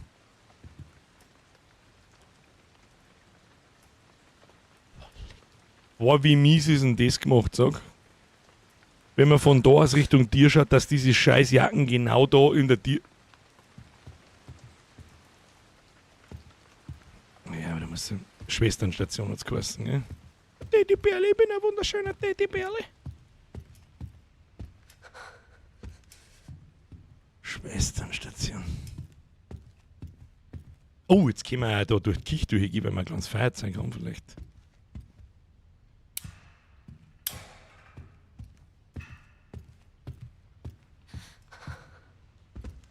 Oh, spiegeln wir uns doch. Psst.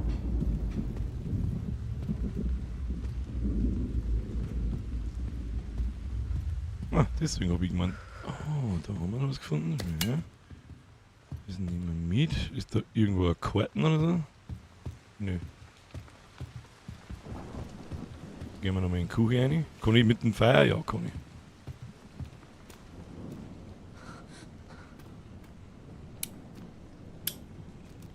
Wieso blinkt das nicht mehr? Okay, muss nicht blinken. Was haben wir hier? Oder nicht irgendwo irgendwelche Schädel einmal irgendwo? Da muss doch irgendwo Nurses Stations stehen. Haben wir wieder All Employees, bla bla bla. Haben wir wieder nicht einmal irgendwo... Na. Prep Room. Wie kommt man da rein? Hm. Ah, da wahrscheinlich, na gut. Map! Sicherungskasten verschlossen. Zimmer 203. Sicherungskasten. Weil man das Spiel bleibt nicht stehen, wenn man die Map her tut. In die Flaschen muss ein Vieh rein. Ja, derer mehrere. Gut, gehen wir weiter. Wow! Holy shit! Ich denk mir noch, jetzt gibt's die fix, die scheiß F-Tasten geht schon wieder nicht!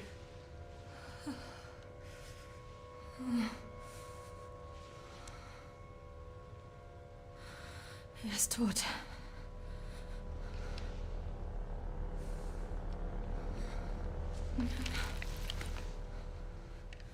Infiziert.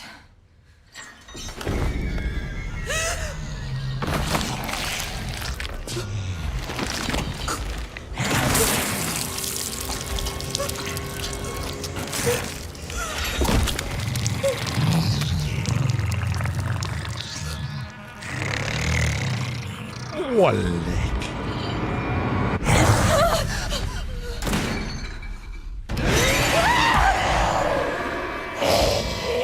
Du, ich lauf doch nicht mal, gell? kann ich nicht schneller laufen? Ja, kill mal, Alter! Ach, hier ins Licht laufen sollen. Okay, Topf Nummer 1. Ich lauf. Ja, das war's. Ich lauf. Ich lauf ins Licht. Lauf! Ich bin da jetzt!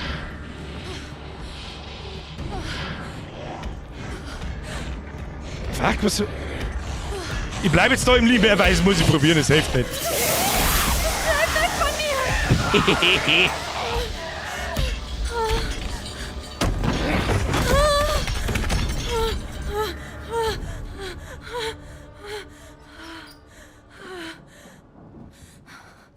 Was war das für ein Ding?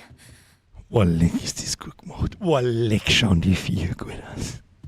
Und ich bin, ohne Scheiß, ich bin so froh, dass die Zombies wieder genauso, nicht so übertrieben, sondern so richtig abgefuckte Scheiße.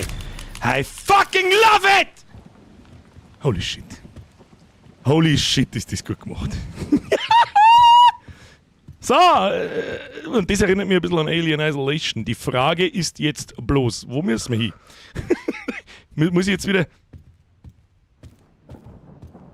Kommt das dann da wieder runter? Oder wenn es jetzt da runter kommt, dann laufen wir noch, dann bin ich... Ein bisschen schneller kannst du schon laufen, Grace. Ein bisschen bloß. Wir müssen mal schauen, dass wir das Licht ankriegen. Wir haben die Flaschen dabei, dass wir es ablenken können, wahrscheinlich.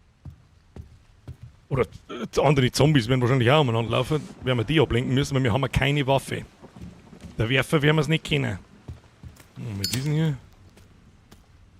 Ah ja.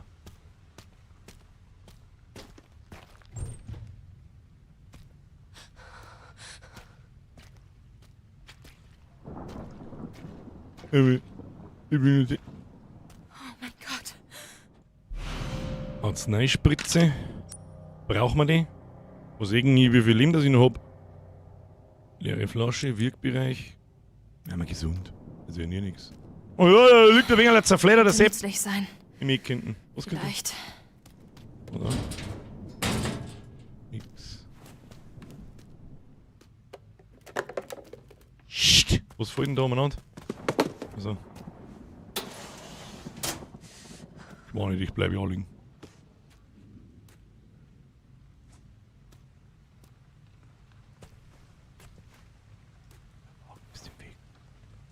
Weg.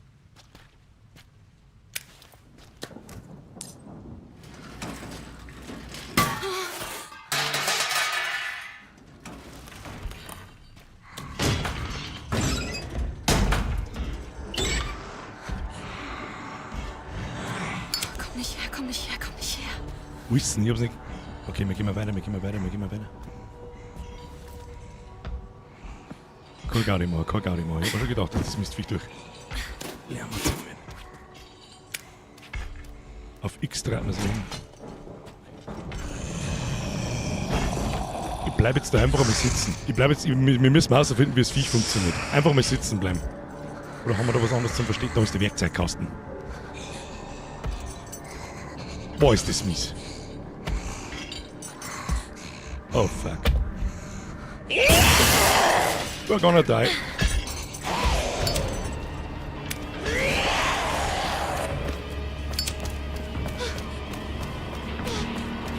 Einfach geradeaus! Geradeaus, bis das Mistviech sich wieder zu verpissen vermag! Okay, tschüss! Okay, lauf! Nein, nicht da! Gott, die Hausverfolgungsscheiße macht das Feuer weg! Lauf! Lauf, Bitch! Lauf! Lauf! Fuck up! Oh, moin, wie hast du dir deiner GH Tür 1 Arschloch Viech 0? Die speichert währenddessen, nein, speichert lieber nicht mehr noch, der schluckt sonst. Sie läuft aber auch wie ein einbeinig, das ist richtig. Also Laufen hat's nicht gelernt, nein. Laufen, das ist nichts für sie. So, wie oft werden die Strecke laufen? Oh.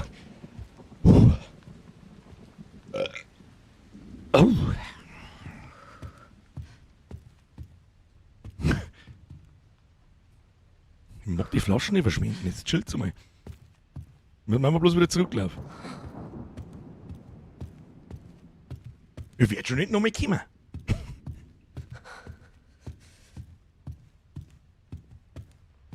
Ich schwitze wie Drecksau. Wie nicht. Ich sag's du das? Disgusting. Das Mikrofon wieder ein bisschen weiter weg, dann kennt sie es.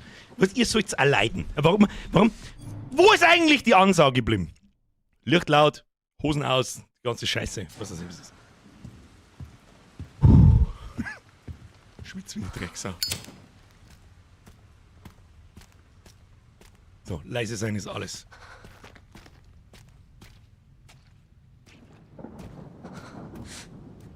Ich bin mir nicht sicher, ob uns das Viech jetzt da gesehen hätte.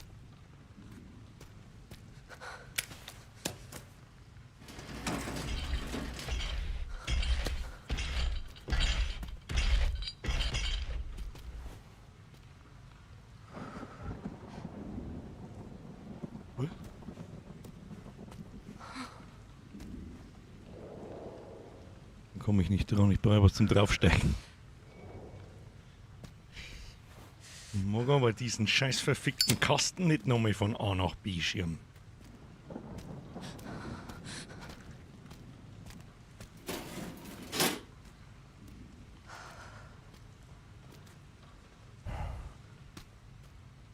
Okay. Wenn wir den jetzt da hinschirmen, dann holen wir uns da oben den Schraubenzieher, wenn er drin ist. Und dann verstecken wir uns da drunter. That's the plan. That's the plan. Muss schnell gehen.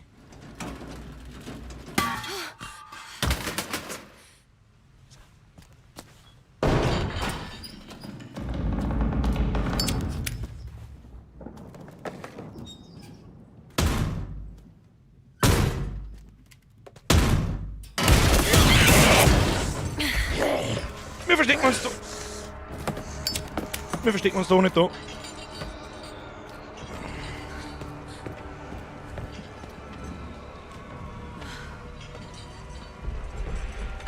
Wir müssen es wieder ins Licht locken, sonst verpisst sie sich. Fuck you, Mistviech!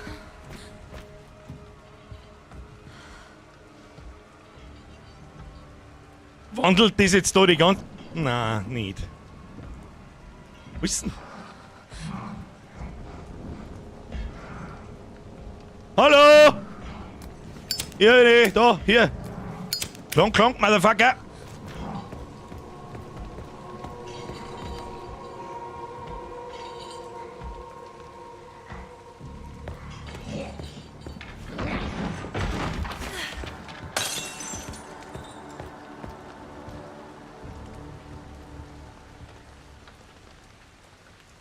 Okay, das steuert dann bloß ein bisschen umeinander, bis was hört.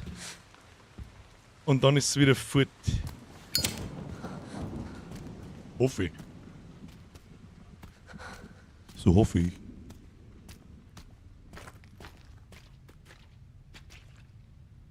Dann verstecken wir uns da drunter. Vollidiot. Jetzt kann man da durchlaufen. Jetzt haben wir einen schönen Rundlauf. Das ist gut für uns. Jetzt schauen wir mal, ob wir da aufsteigen. Ja. Ja. Die Bumsbude auf.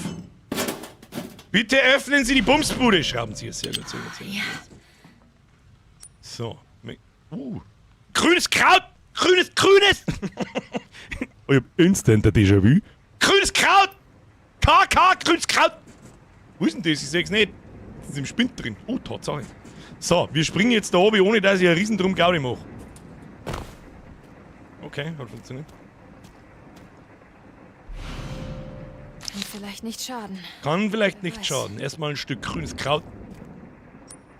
So, wir müssen... Was haben wir da? Sicherungskasten verschlossen. Genau. 4 dort rechts. Willst du wetten, dass das Mistviech wieder vorne runterkommt? Wo bist du denn? Aus dem Loch kommst du wieder raus. Da möchte ich doch wetten, oder?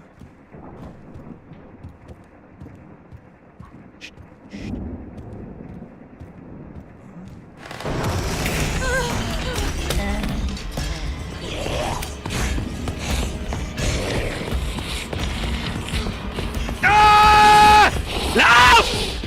Das scheiß Geschnaufe in meinem Knack, verpiss dich! Ah!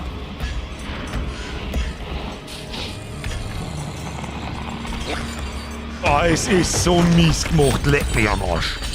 Bitte, Herr, wenn ich... Bitte nicht.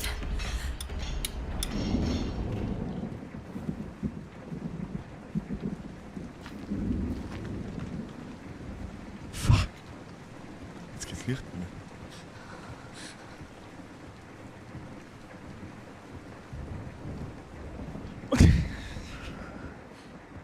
Wir müssen da vieren. Das heißt, ich muss dann da einlocker links rundherum laufen. Ups, das wollte ich nicht.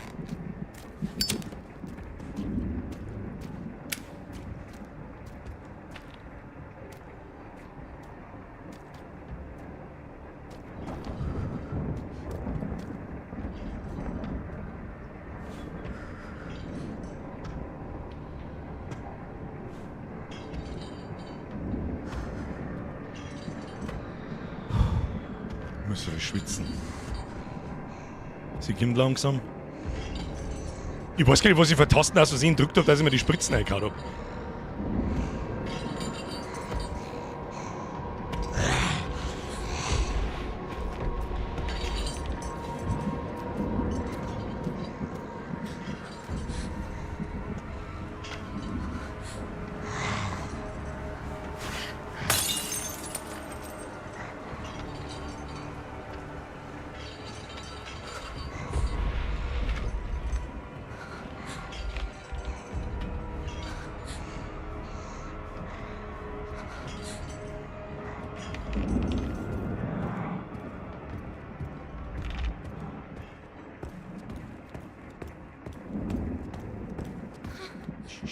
Ich weiß genau, was passiert, wenn ich da aufsteige.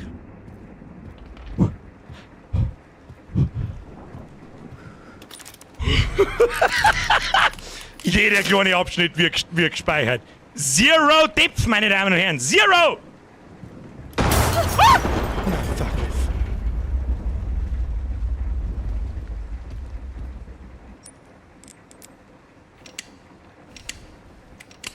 Die werden wir nur mit da rundum kiten müssen. Alles gut. Okay. Wolfric, näherst du dir? Oh, Scheiße. Oh, Scheiße. Schau entlang! Lauf!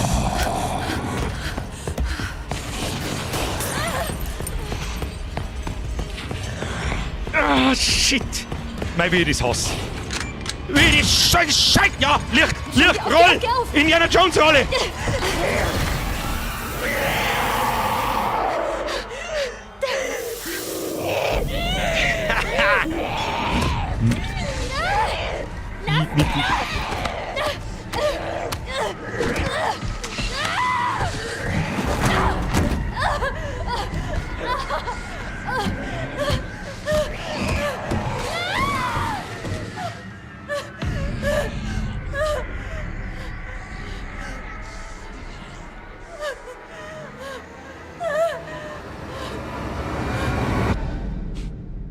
Absolut stark. Absolut stark, Mann. Absolut stark.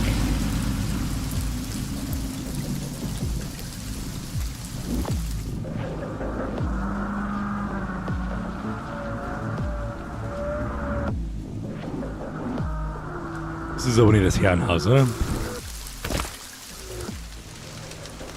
Alter, das wenn so bleibt. Wunderschöne Abwechslung zwischen dem Horrorschleicher, Panikscheiß Leon, Rhodes Hill. Und mit ihrer, wo du relativ wehrlos bist wie in einem richtigen Horrorgame und dann eine Action-Zeit kommt mit ihrem Capcom. Endlich haben wir es verstanden.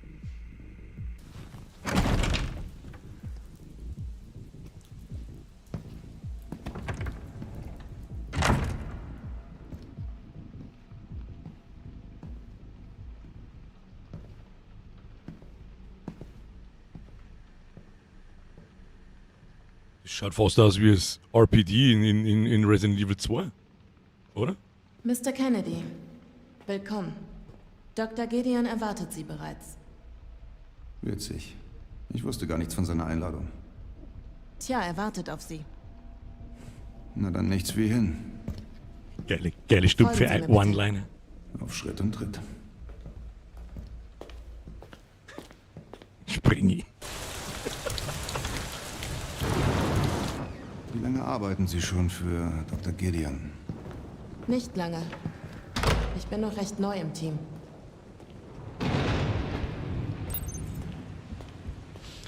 Das Sanatorium untersuchen. Haben wir da jetzt in demselben Gebäude wie die anderen, oder? Nehme schon an. Haben wir Inventar? Alexi haben es sogar so gemacht, dass sie das kleine Inventar hat, was du wirklich wahrscheinlich später schauen musst, was du wann, wohin mitnimmst. Und er hat dasselbe Inventar wie in Resident Evil 4, das sehr viele Leute gelobt haben, inklusive mir. Ich habe ja Resident Evil 4 wirklich erst im Stream nachgeholt, weil das für mich eigentlich kein Resident Evil war. Damals zumindest. Stark. Ganz, ganz, ganz furchtbar stark. Zettel, Karton, Beobachtungsprotokoll. Da kann man Sachen herstellen. Grün, grün, grün! Kräutermischung grün! Pistolenmund kann man auch herstellen. I see what you did there. And I like it. Experimentelle Therapien? Ja. Alles sehr innovative Ansätze. Sehr innovativ, ja. Und im Dachboden wohnt der Quasimodo auf Super AIDS. Da bin ich sicher. Oh ja, vielleicht da, hier, da, experimentell. Hochexperimentell alles. Willst du wetten, das? Bitte warten Sie hier. Bitte warten.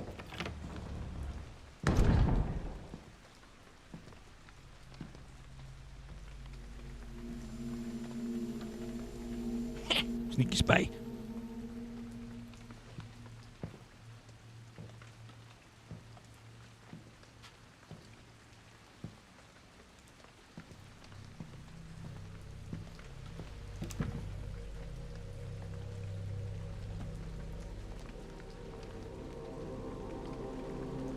Den kennen wir doch. Warum? Der Leon hat da am Hals auch die schwarze Scheiße dort. Was ist da los? Code 6, sofort Notfallmaßnahmen einleiten.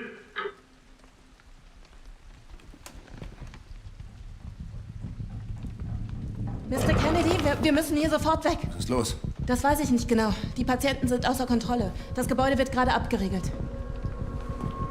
Doktor.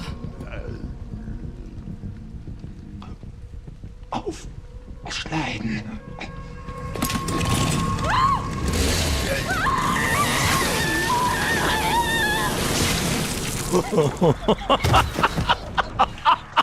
Okay. Hey, weißt du, was cool war? Ja, so ein Spiel mit Zombies und umeinander ballern. Ja, weißt du, was noch viel cooler war? Ja, was denn? Wenn die Zombies Kettensägen haben.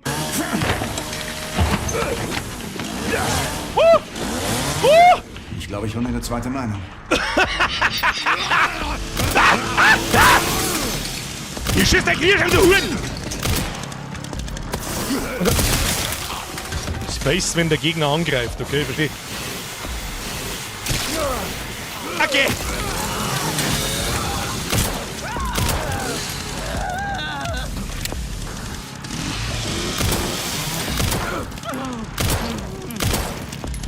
Und dann?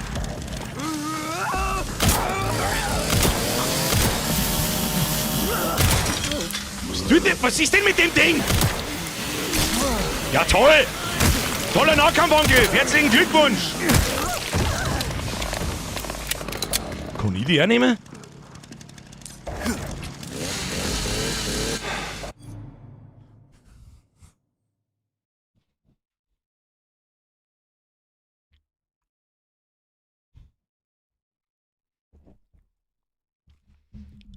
Nett.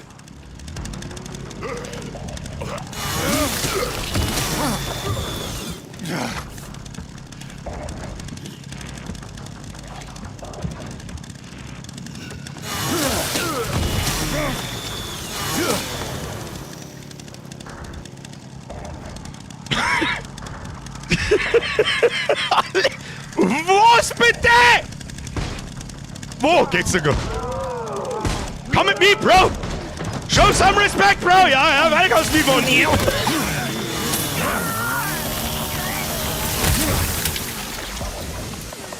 Okay, Bruder muss los. Okay, die war sauber zu biegen. Boah, leck, was ist eigentlich los? Gibt's mir aus der Tür raus? Das ist ein Choke Point. Gefällt mir nicht. Komm mal da.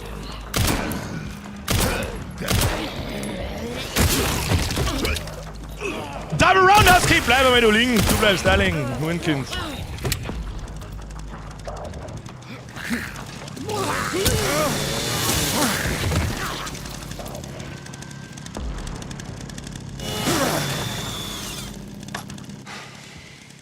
Na, großartig. Walleck.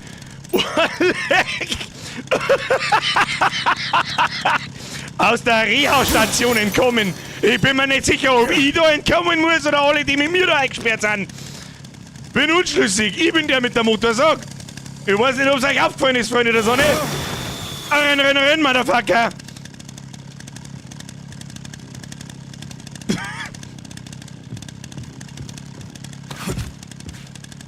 Erstmal Schund durchsuchen. Was haben wir da? Ich hab mir ein paar Mal mich fangen lassen. Kräutermischung. Grün plus Grün. Diese Mischung aus 2 grünen Kräutern stellt eine mittlere Menge Gesundheit wieder her. Das war damals ein bisschen kryptisch. Ich muss auch ganz ehrlich sagen, ich glaube, das hat man in Resident Evil 1 schon da kennen.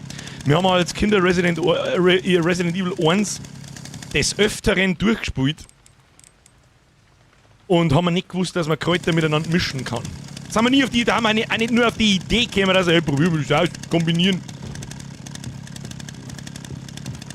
Hab ich eigentlich schon gesagt, dass man in dem Spiel mit einer Kettensäge rumlaufen kann?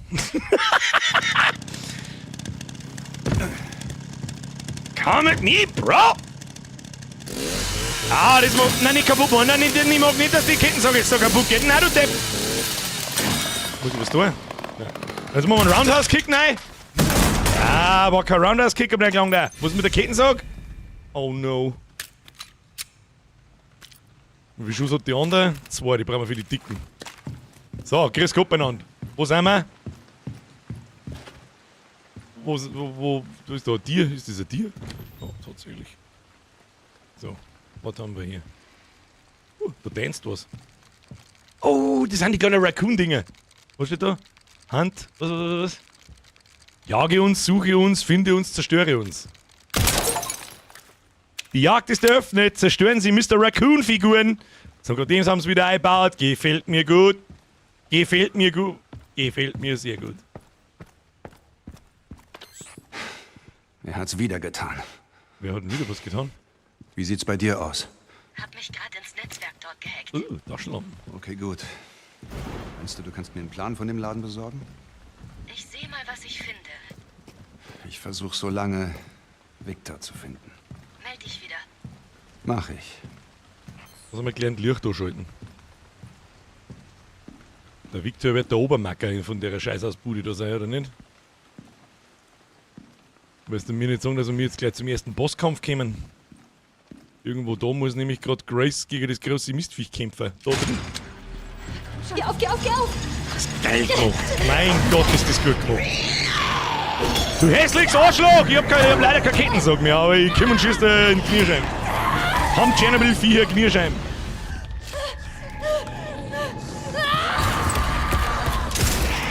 Ha! Hey, hier rüber.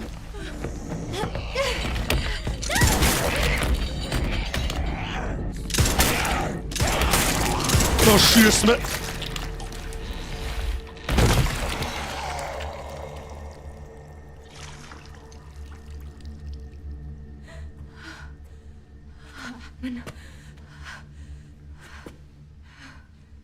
Alles okay? Ja. Danke.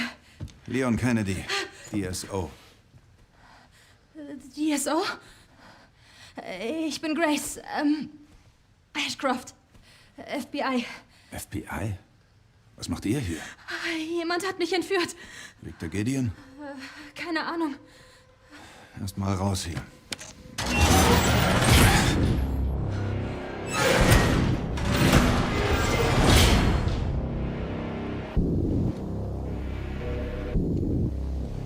Oh, das muss der andere sein mit seinem Splinter Cell Headset. Was wollte Victor von Ihnen?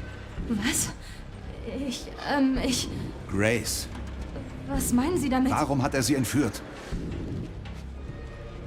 Es ist ja halt auch cool gemacht, dass er so ruhig Sie ist. sind von DSO. Weil er es schon 5 Minuten gemacht Das hat. ist die Anti-Bioterrorismusbehörde, richtig? Nehmen Sie die. Ganz sicher? Die bricht Nur dir für Nudel den an, Fall. wenn's schießt damit. Los jetzt. Verschwinden Sie.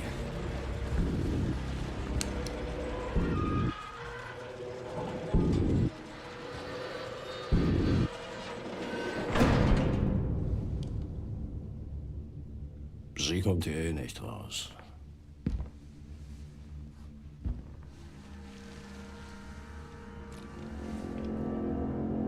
Dr. Gideon.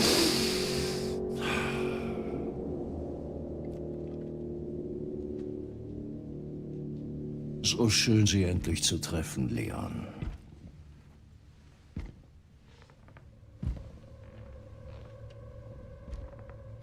Warum unterhalten wir uns nicht ein wenig?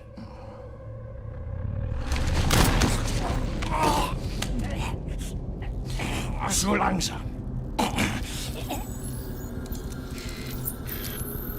Oh, jetzt merkt er wahrscheinlich, dass er infiziert ist. Ja. Wie ich sehe, weisen Sie ebenfalls Symptome auf. Umbrellas Fluch.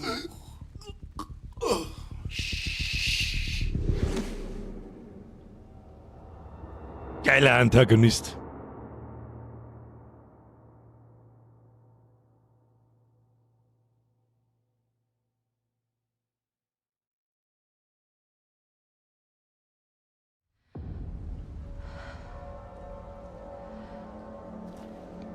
Ich pack das.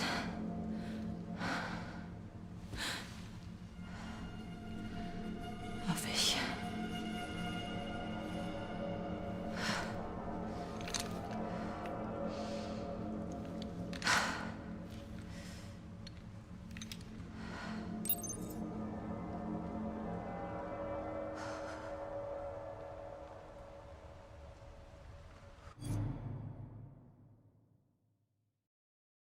Selbst nicht weiß.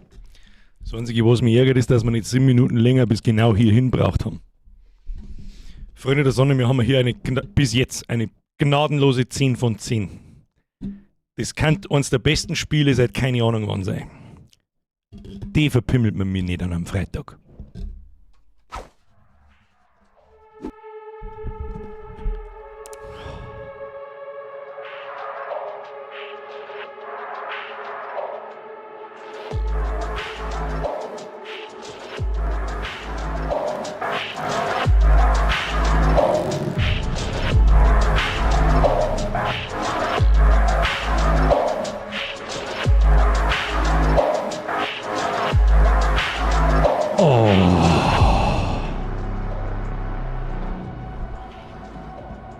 Ja, natürlich ist das ernst gemeint.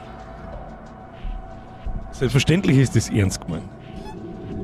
Wieso so hört man diese, bist du bescheuert?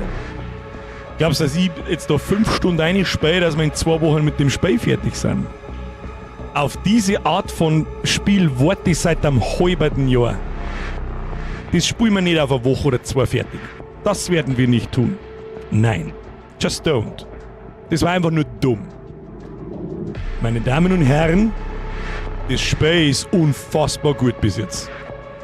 Ich hab auch Optik etc. Natürlich habe ich auch ein bisschen was in einem Trailer gesehen und so weiter und so fort. Ich meine, das Viech, den Arm haben wir schon gesehen. Ich habe bloß nicht damit gerechnet, dass es so früh kommt. Es schaut brutal aus, Sounddesign ist brutal, die Charaktere werden cool eingeführt. Ich meine, der Leon ist bekannt, sie nicht, etc. etc. 10 von 10. Juckt die das jetzt gar nicht? Natürlich juckt's mir, aber ich werde ein kompletter Vollidiot, wenn ich da jetzt noch 5 Stunden dahin sag und nächsten Mittwoch sind wir fertig. Ich hab's gewusst, Cliffhanger ist bestimmt die Rache wegen der 50. Ja, und außerdem bestimmt. Oh, das was der Marcel sagt. Fucking Perfection. Wir werden einen Teufel tun und das durchsuchten, dass wir nächsten Freitag fertig sind. Man kann mit einer Motorsack Zombies auseinanderschneiden. Alles, was ich bis jetzt gesehen habe. Sie ist die Horrorschiene. Gefährlich, du hast keine Waffen. Gut, jetzt haben wir gerade eine gekriegt. Wir werden sehen, wie sich das auswirkt. Er ist der Action-Typ, lauter One-Liner. Ich meine, jeder kennt den Liam. Es ist absolut, wie soll ich sagen, nachvollziehbar, dass er da nicht jetzt besonders geschockt reagiert, wenn er sich eine Sachen sagt. Ich meine, der hat das schon 8-mal gemacht. Nicht ganz. Wie oft kommt der Liam in die Spiele eigentlich vor? Teil 2, 4, 6, 9. Das heißt, in 4 Spielen kommt der Liam vor. Was war das für eine Musik? Soundtrack? Ja, das ist der Resident Evil, suchst nach Resident Evil Requiem Liam Fighting Music Soundtrack. Ist er nicht auch noch im Dreier? Ich glaube, im Dreier kommt er nicht vor. Das Dreier ist Nemesis. Da spielt man nur Chill. Da kommt er meines Wissens nicht vor. Vor allem ein zweiter Zombie hat die Kettensäge aufgehoben, nachdem der erste weg war. Ich hab's schon gespannt. Und die scheiß Kettensäge dreht sich am Boden umeinander, dann kannst du nicht mehr hingehen. Die schmeißen wir nächstes Mal in Zombies rein. Es ist, wie soll ich sagen, wir haben jetzt bloß 2 kurze Kämpfe gehabt mit dem Liam. Ich weiß nicht, ob ich das damals im 4er schon gesagt habe. Das, was mir am 4er, es hat ein ziemlich geiles Gameplay, aber es ist für mich kein Resident Evil. Warum? Weil es wirklich eine einzige Schießbudenballerei ist. Aber da hier, das ist ein bisschen mehr Action, als das in Resident Evil 2 war. Da in Resident Evil 2 im Remake, finde ich, war es absolut perfekt, was Action und wie das Spiel einfach umgesetzt war. Und so wie sich das da jetzt gerade anfühlt, ist nicht so übertrieben wie in Resident Evil 4, aber nicht so slow-pacig wie in Resident Evil 2 Remake, sondern irgendwo ein bisschen mehr in Richtung 4, aber nicht zu viel, dass sie sich zu wild anfühlt. Perfekt.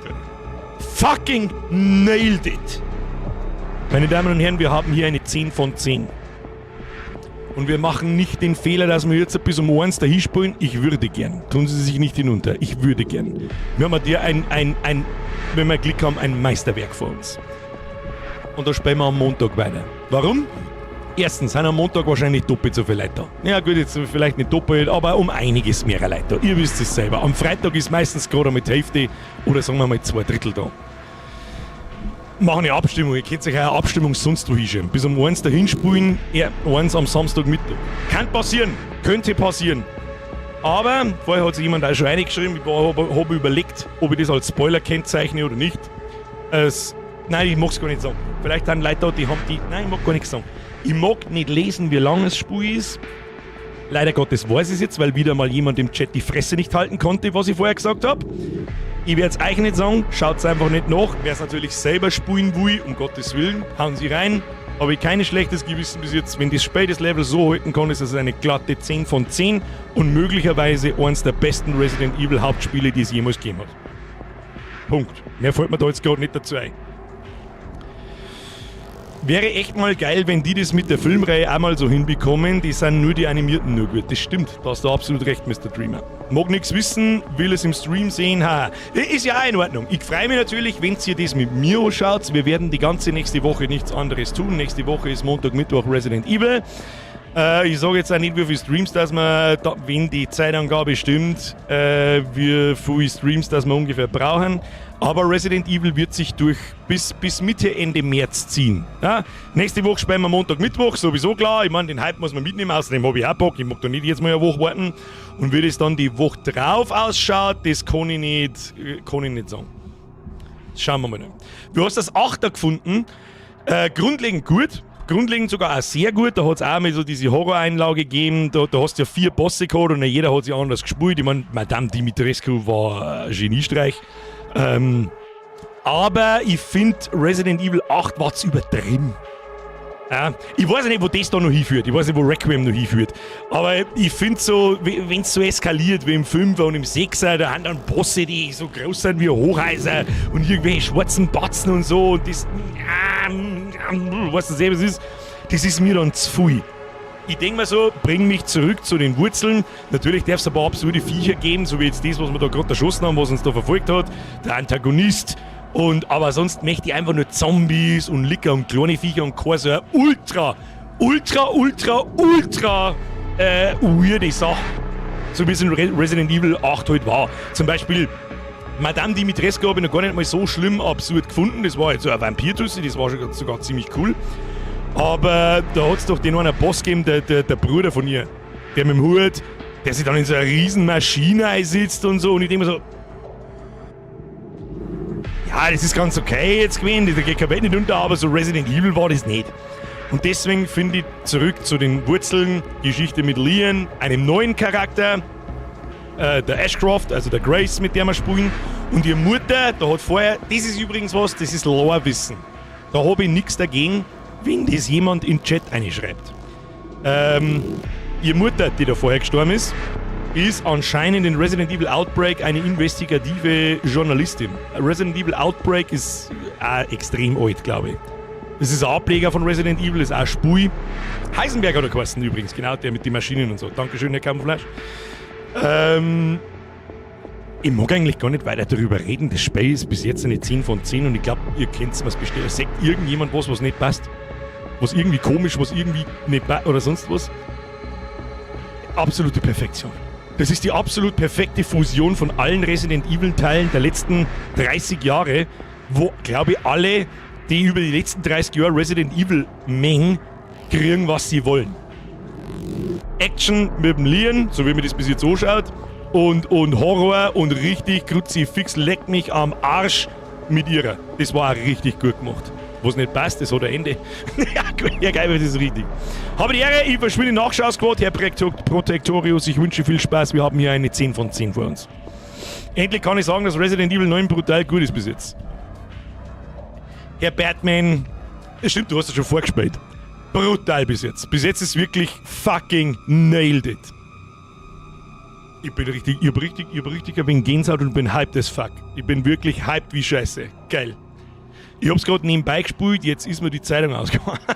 Ich möchte nichts wissen. Bitte, Leute, bitte. An alle Zuschauer, auch für mich und vor allem auch die Zuschauer, die anderen, die sich vielleicht nicht im Chat einsitzen oder sonst irgendwas, aber halt im Chat passiv mitlesen. Herz auf irgendwas eine zum Schreiben. Oh, jetzt wird's gleich krass. Oh, jetzt wird's. Aber wenn ihr sagt's damit schon mal, dass halt jetzt gleich irgendwas passiert. Und das macht's einfach kaputt. Das macht Momente kaputt, etc. Sagt's einfach nix. Reagiert's einfach drauf, wie es Spui, wenn was passiert, danach dann. Okay? Bitte. Bitte. So.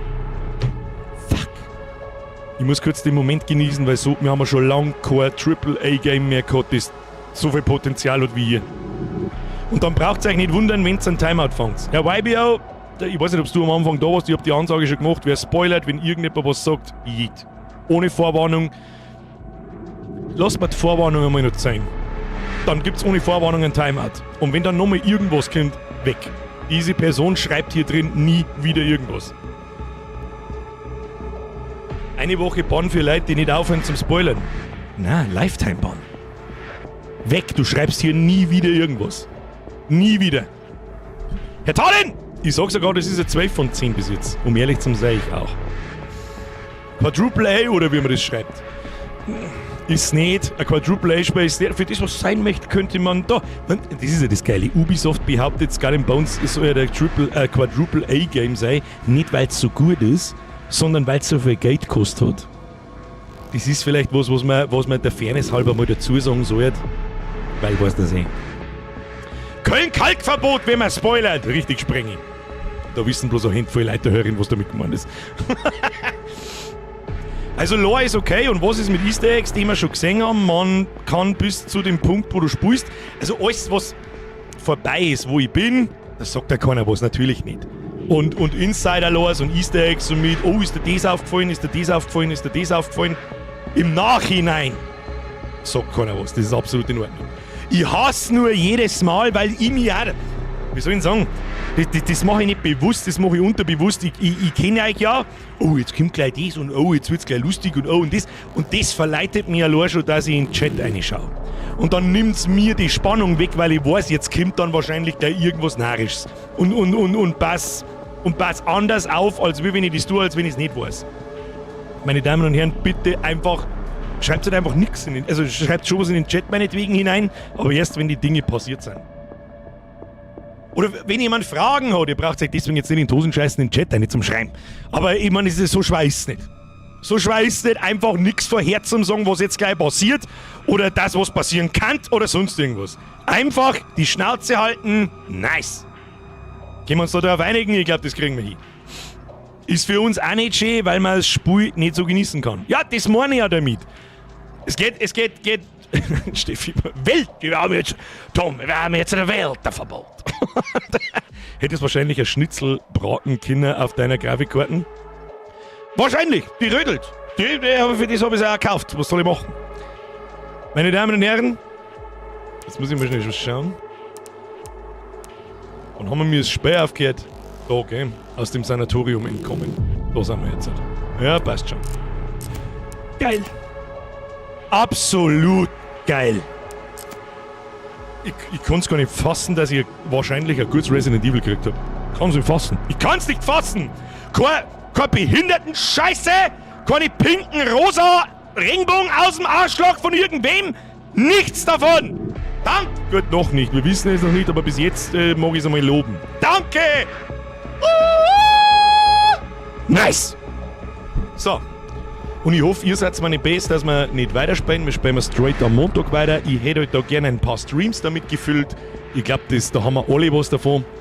Und es würde mich natürlich sehr freuen, wenn ihr mir miteinander das Spiel erlebt. Wer es natürlich selber spielen will, spielt es vor Roh. Der Bertmann ist schon dabei. Der hat schon gesagt, Kruzifix, das wenn heute nicht kommt, können die den Stream eingeben, weil ich möchte es selber spielen. Blablabla.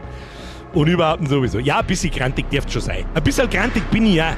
Aber das hilft jetzt nicht. Das ist, glaube ich, wir machen die guten alten 2-Stunden-Streams in der Woche. Gas. Geil. Ich habe so viel Angst gehabt, der ganze Sommer ist wieder so voll mit Spieleloch und der Frühling ab jetzt dann auch. Und dann kommt Gott sei Dank ein sicher spät. Dankeschön. Nice.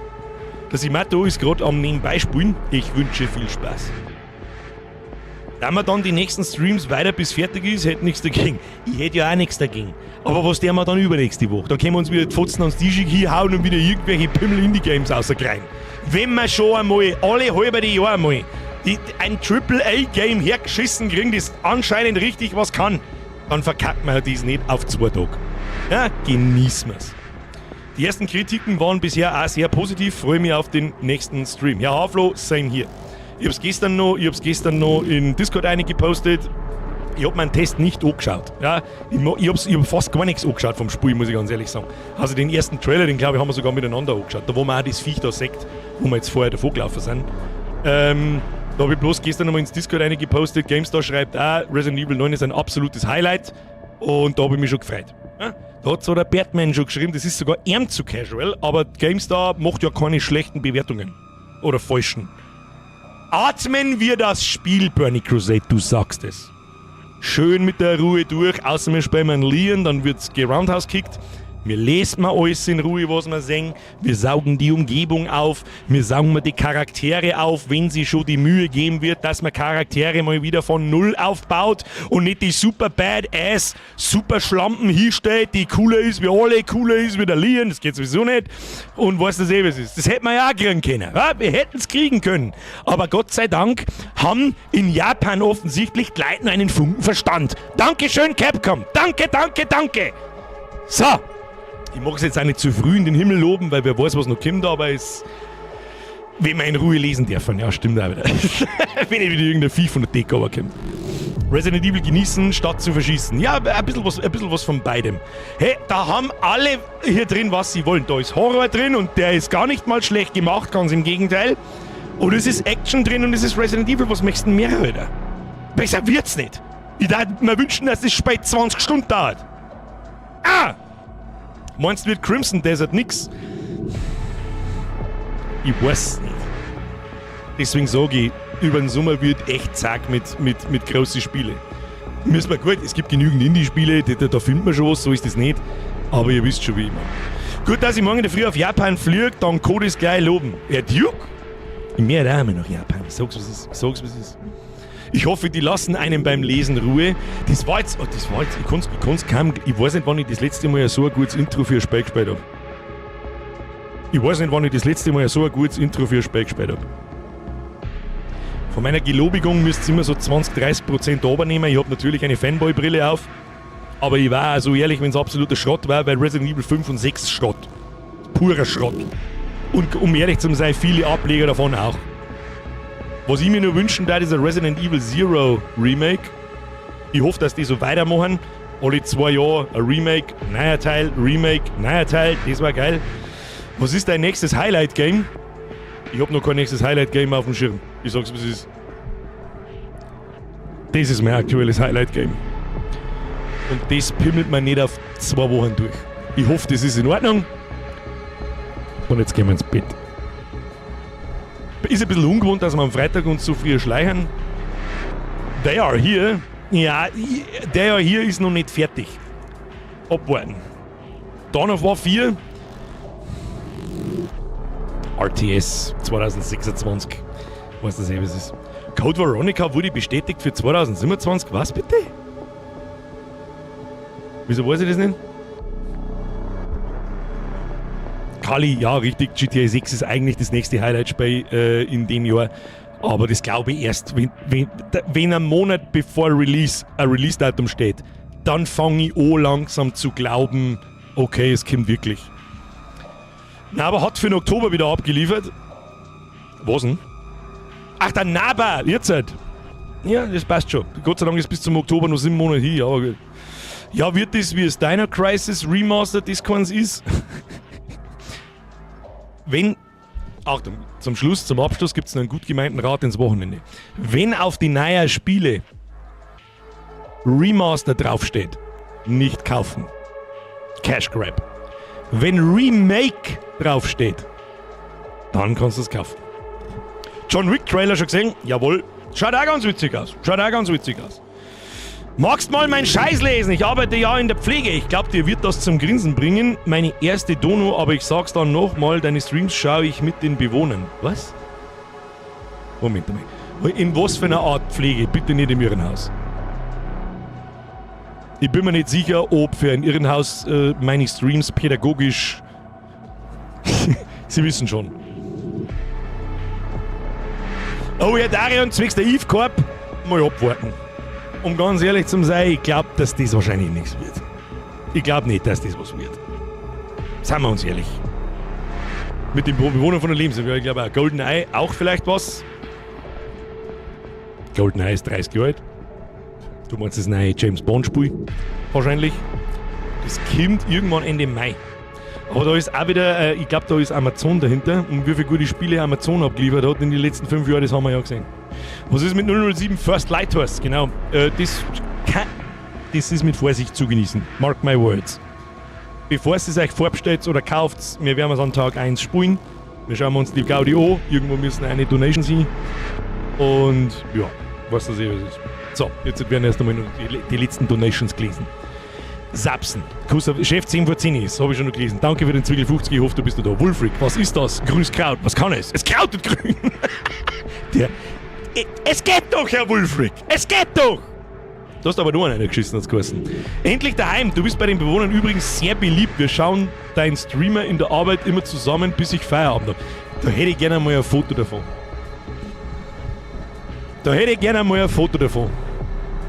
Wenn das, ich weiß nicht, ob das ist, wenn denen Leute das natürlich recht ist. Ich darf das gerne mal sehen, so. Elder Scrolls im Jahre 2000 irgendwann. Ja, du meinst Elder Scrolls 6. Das kannst du vergessen, dass das bis 2030 kommt. Das vergessen. Knickt das. Außerdem, und wenn es kommt, dann ist es mit Sicherheit genauso gut, wie es da... Ich weiß schon gar nicht mehr, wie es heißt. Ich kann dir, glaube ich, samt Untertitel jedes einzelne Bethesda-Spiel nennen, das es gibt. Aber Starflight? Spinn jetzt, wir hatten das letzte Bethesda-Spiel geheißen. Starfield, danke.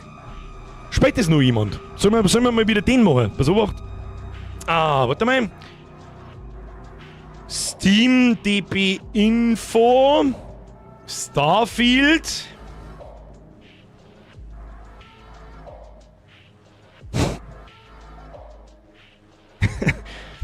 Ich weiß nicht, wie viele Jahre sie an Starfield entwickelt haben. Ich weiß nicht. Aber Minimum 8 bis 10. Und wenn du 8 bis 10 Jahre an einem Spiel arbeitest und dann 3627 Spieler im Spiel hast, weißt du, was dann in der Regel tust?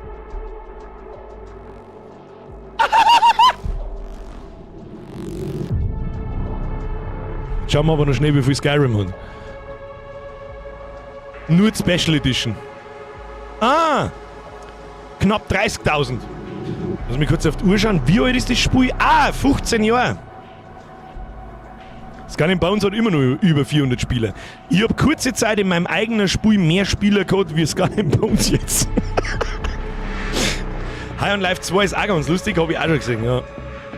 Aber ich bin ein Fanboy von denen. Der Cartoon, von wem? Von Bethesda? Du ja. Du dich nicht runter. Nicht so Gaudi hängt da ein Skyrim-Poster. Nicht so Gaudi behauptet, dass das Fallout-Universum eines der lustigsten und besten Universen ist, die es gibt. Und überhaupt. Ich liebe Bethesda eigentlich. Aber für Starfield, das hätten sie sich einfach sparen können. Gib mir Fallout 5, gib mir... Was kommt denn noch Skyrim? Was kann denn da noch für Gebiete kommen? Weiß ich nicht. 2 oder so, glaube ich, gibt es noch, oder 3. Große zumindest. Vollkommen wurscht. Hätten sie einfach weiter mit Never Touch a Running System. Na, was macht Bethesda? Ja, ich hab voll die gute Idee. Was kann man machen? Ja, machen wir einfach ein Weltraumspiel mit 8.000 Planeten. Oder 800.000. Ja, weißt du was? 16 times die Planeten macht 8 Millionen. Ja, aber wie soll man die füllen? Ja, das machen wir dann schon irgendwie. Herzlichen Glückwunsch. Hammerfell gibt's noch, richtig. Wallenwald. Wallenwald sagt mir jetzt gerade gar nichts, muss ich ganz ehrlich. Daggerfall gibt's quasi ja schon, das war das zweite Elder Scrolls, aber da ein Remake in modern, war auch geil. Elsewhere da es noch geben, ist da eigentlich genug Gebiete geben, nur mit Map her von. Die Elder Scrolls Map. Was haben wir denn da so? Und damit wir vielleicht andere Leute auch irgendwie kapieren von was wir reden. Da ist sehr schick, pass auf. Wie machen wir das? Das machen wir, ist da irgendwas, das kann man so gut nach. So. Ja, da sagt man schon, wo bin ich? Wieso bin ich hier nicht da? Hallo? Da bin ich. Das ist die Map von Elder Scrolls. Da haben wir Daggerfall. Das spielt offensichtlich in Hammerfall. Verstehe ich nicht. Dann haben wir da Oblivion, das spielt ja genau, das bin ich dann noch sagen kann. Morrowind spielt in Morrowind, Skyrim spielt in Skyrim, Oblivion spielt eigentlich nach Adam Riese in Oblivion, aber das hat nicht Oblivion geheißen, sondern Cyrindil oder irgend sowas. Black Marsh haben wir noch, Elsewhere haben wir noch, Valenwood haben wir noch und das da unten, weiß ich nicht, wie es heißt. Somerset Isles. High Rock. The Elder Scrolls High Rock. Da hat sich gut hören. Prediction, ja, aber Hammerfell hat sich auch gut hören. Elsewhere hat sich aber auch gut hören und Valenwood hat sich auch gut hören. Cyrodiil heißt selbstverständlich. Verdammt, das darf sich alles gut hören. Aber ich sag euch was, bevor Bethesda das nächste Fallout 5 ankündigt oder meinetwegen Black Marsh oder sonst irgendwas, den 6. Elder Scrolls Teil, machen sie wieder irgendeinen, ja, jetzt haben wir Starfield 2.0, jetzt findest du auf jedem Planeten eine Sache, die zwar auf jedem Planeten gleich ist, aber ist ja wurscht. Wie war's mit Anomalie? Wie war's mit die Elder Scrolls Österreich? Wie bei Blizzard einfach neue Kontinente erfinden. Hey Birkbeer, hast du jemals Trova gespielt? Nein. Die 8. Skyrim Special Edition, ja, damit es auf dem letzten auf dem Toaster läuft. Wellenwood ist doch das gleiche. Ja, ist auch. Ich sag's auf Deutsch. Daggerfall spielt in High Rock und Hammerfell. Ich hab Daggerfall nie gespielt und auch nie nachgeholt, muss ich auch ganz ehrlich sagen. Ich weiß nicht, wo die zwei stattfinden. Ich weiß bloß, dass Daggerfall so absurd groß ist, dass du von einem der Map in die andere, weiß ich nicht, 8 Wochen zum Geh brauchst oder so. It is what it is. Freunde der Sonne, es war mir ein Fest. Ich bin dermaßen gehypt. Absolut geil. Resident Evil ist bis jetzt richtig stark. Wenn das Level halten kann, haben wir wahrscheinlich das beste Spiel des Jahres bis jetzt vor unserer Nase. Meine Damen und Herren, ich hoffe, Sie hatten Spaß. Haben Sie bereits den Like-Button gesmashed? Finde ich das gut. Haben Sie das noch nicht getan? Finde ich das nicht gut. Bitte drücken Sie den Like-Button nach oben. Dankeschön. Vielleicht haben wir neue Zuschauer da. Wahrscheinlich nach dem Gameplay jetzt mittlerweile nicht mehr, aber bitte betätigen Sie den Abo-Button, falls Sie das noch nicht getan haben, und aktivieren Sie die Glocke. Wir sehen wir uns am Montag um 20 Uhr, da werden wir noch mehr reindüdeln. Ich hoffe, dass so die Abwechslung Grace Leon immer schön eine Stunde dauert. Ja? Schöner Cliffhanger hergeschissen, das war absolute Perfection, das war richtig schön.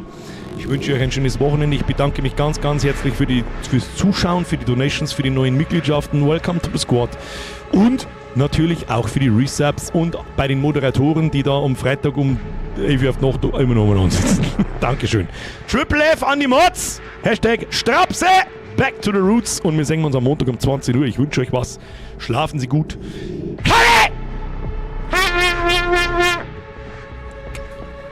Ich mag das, wenn er gut schwärmt. Ich liebe es. Ich liebe es. Wir haben es so lange nicht gehabt. Okay, tschüss.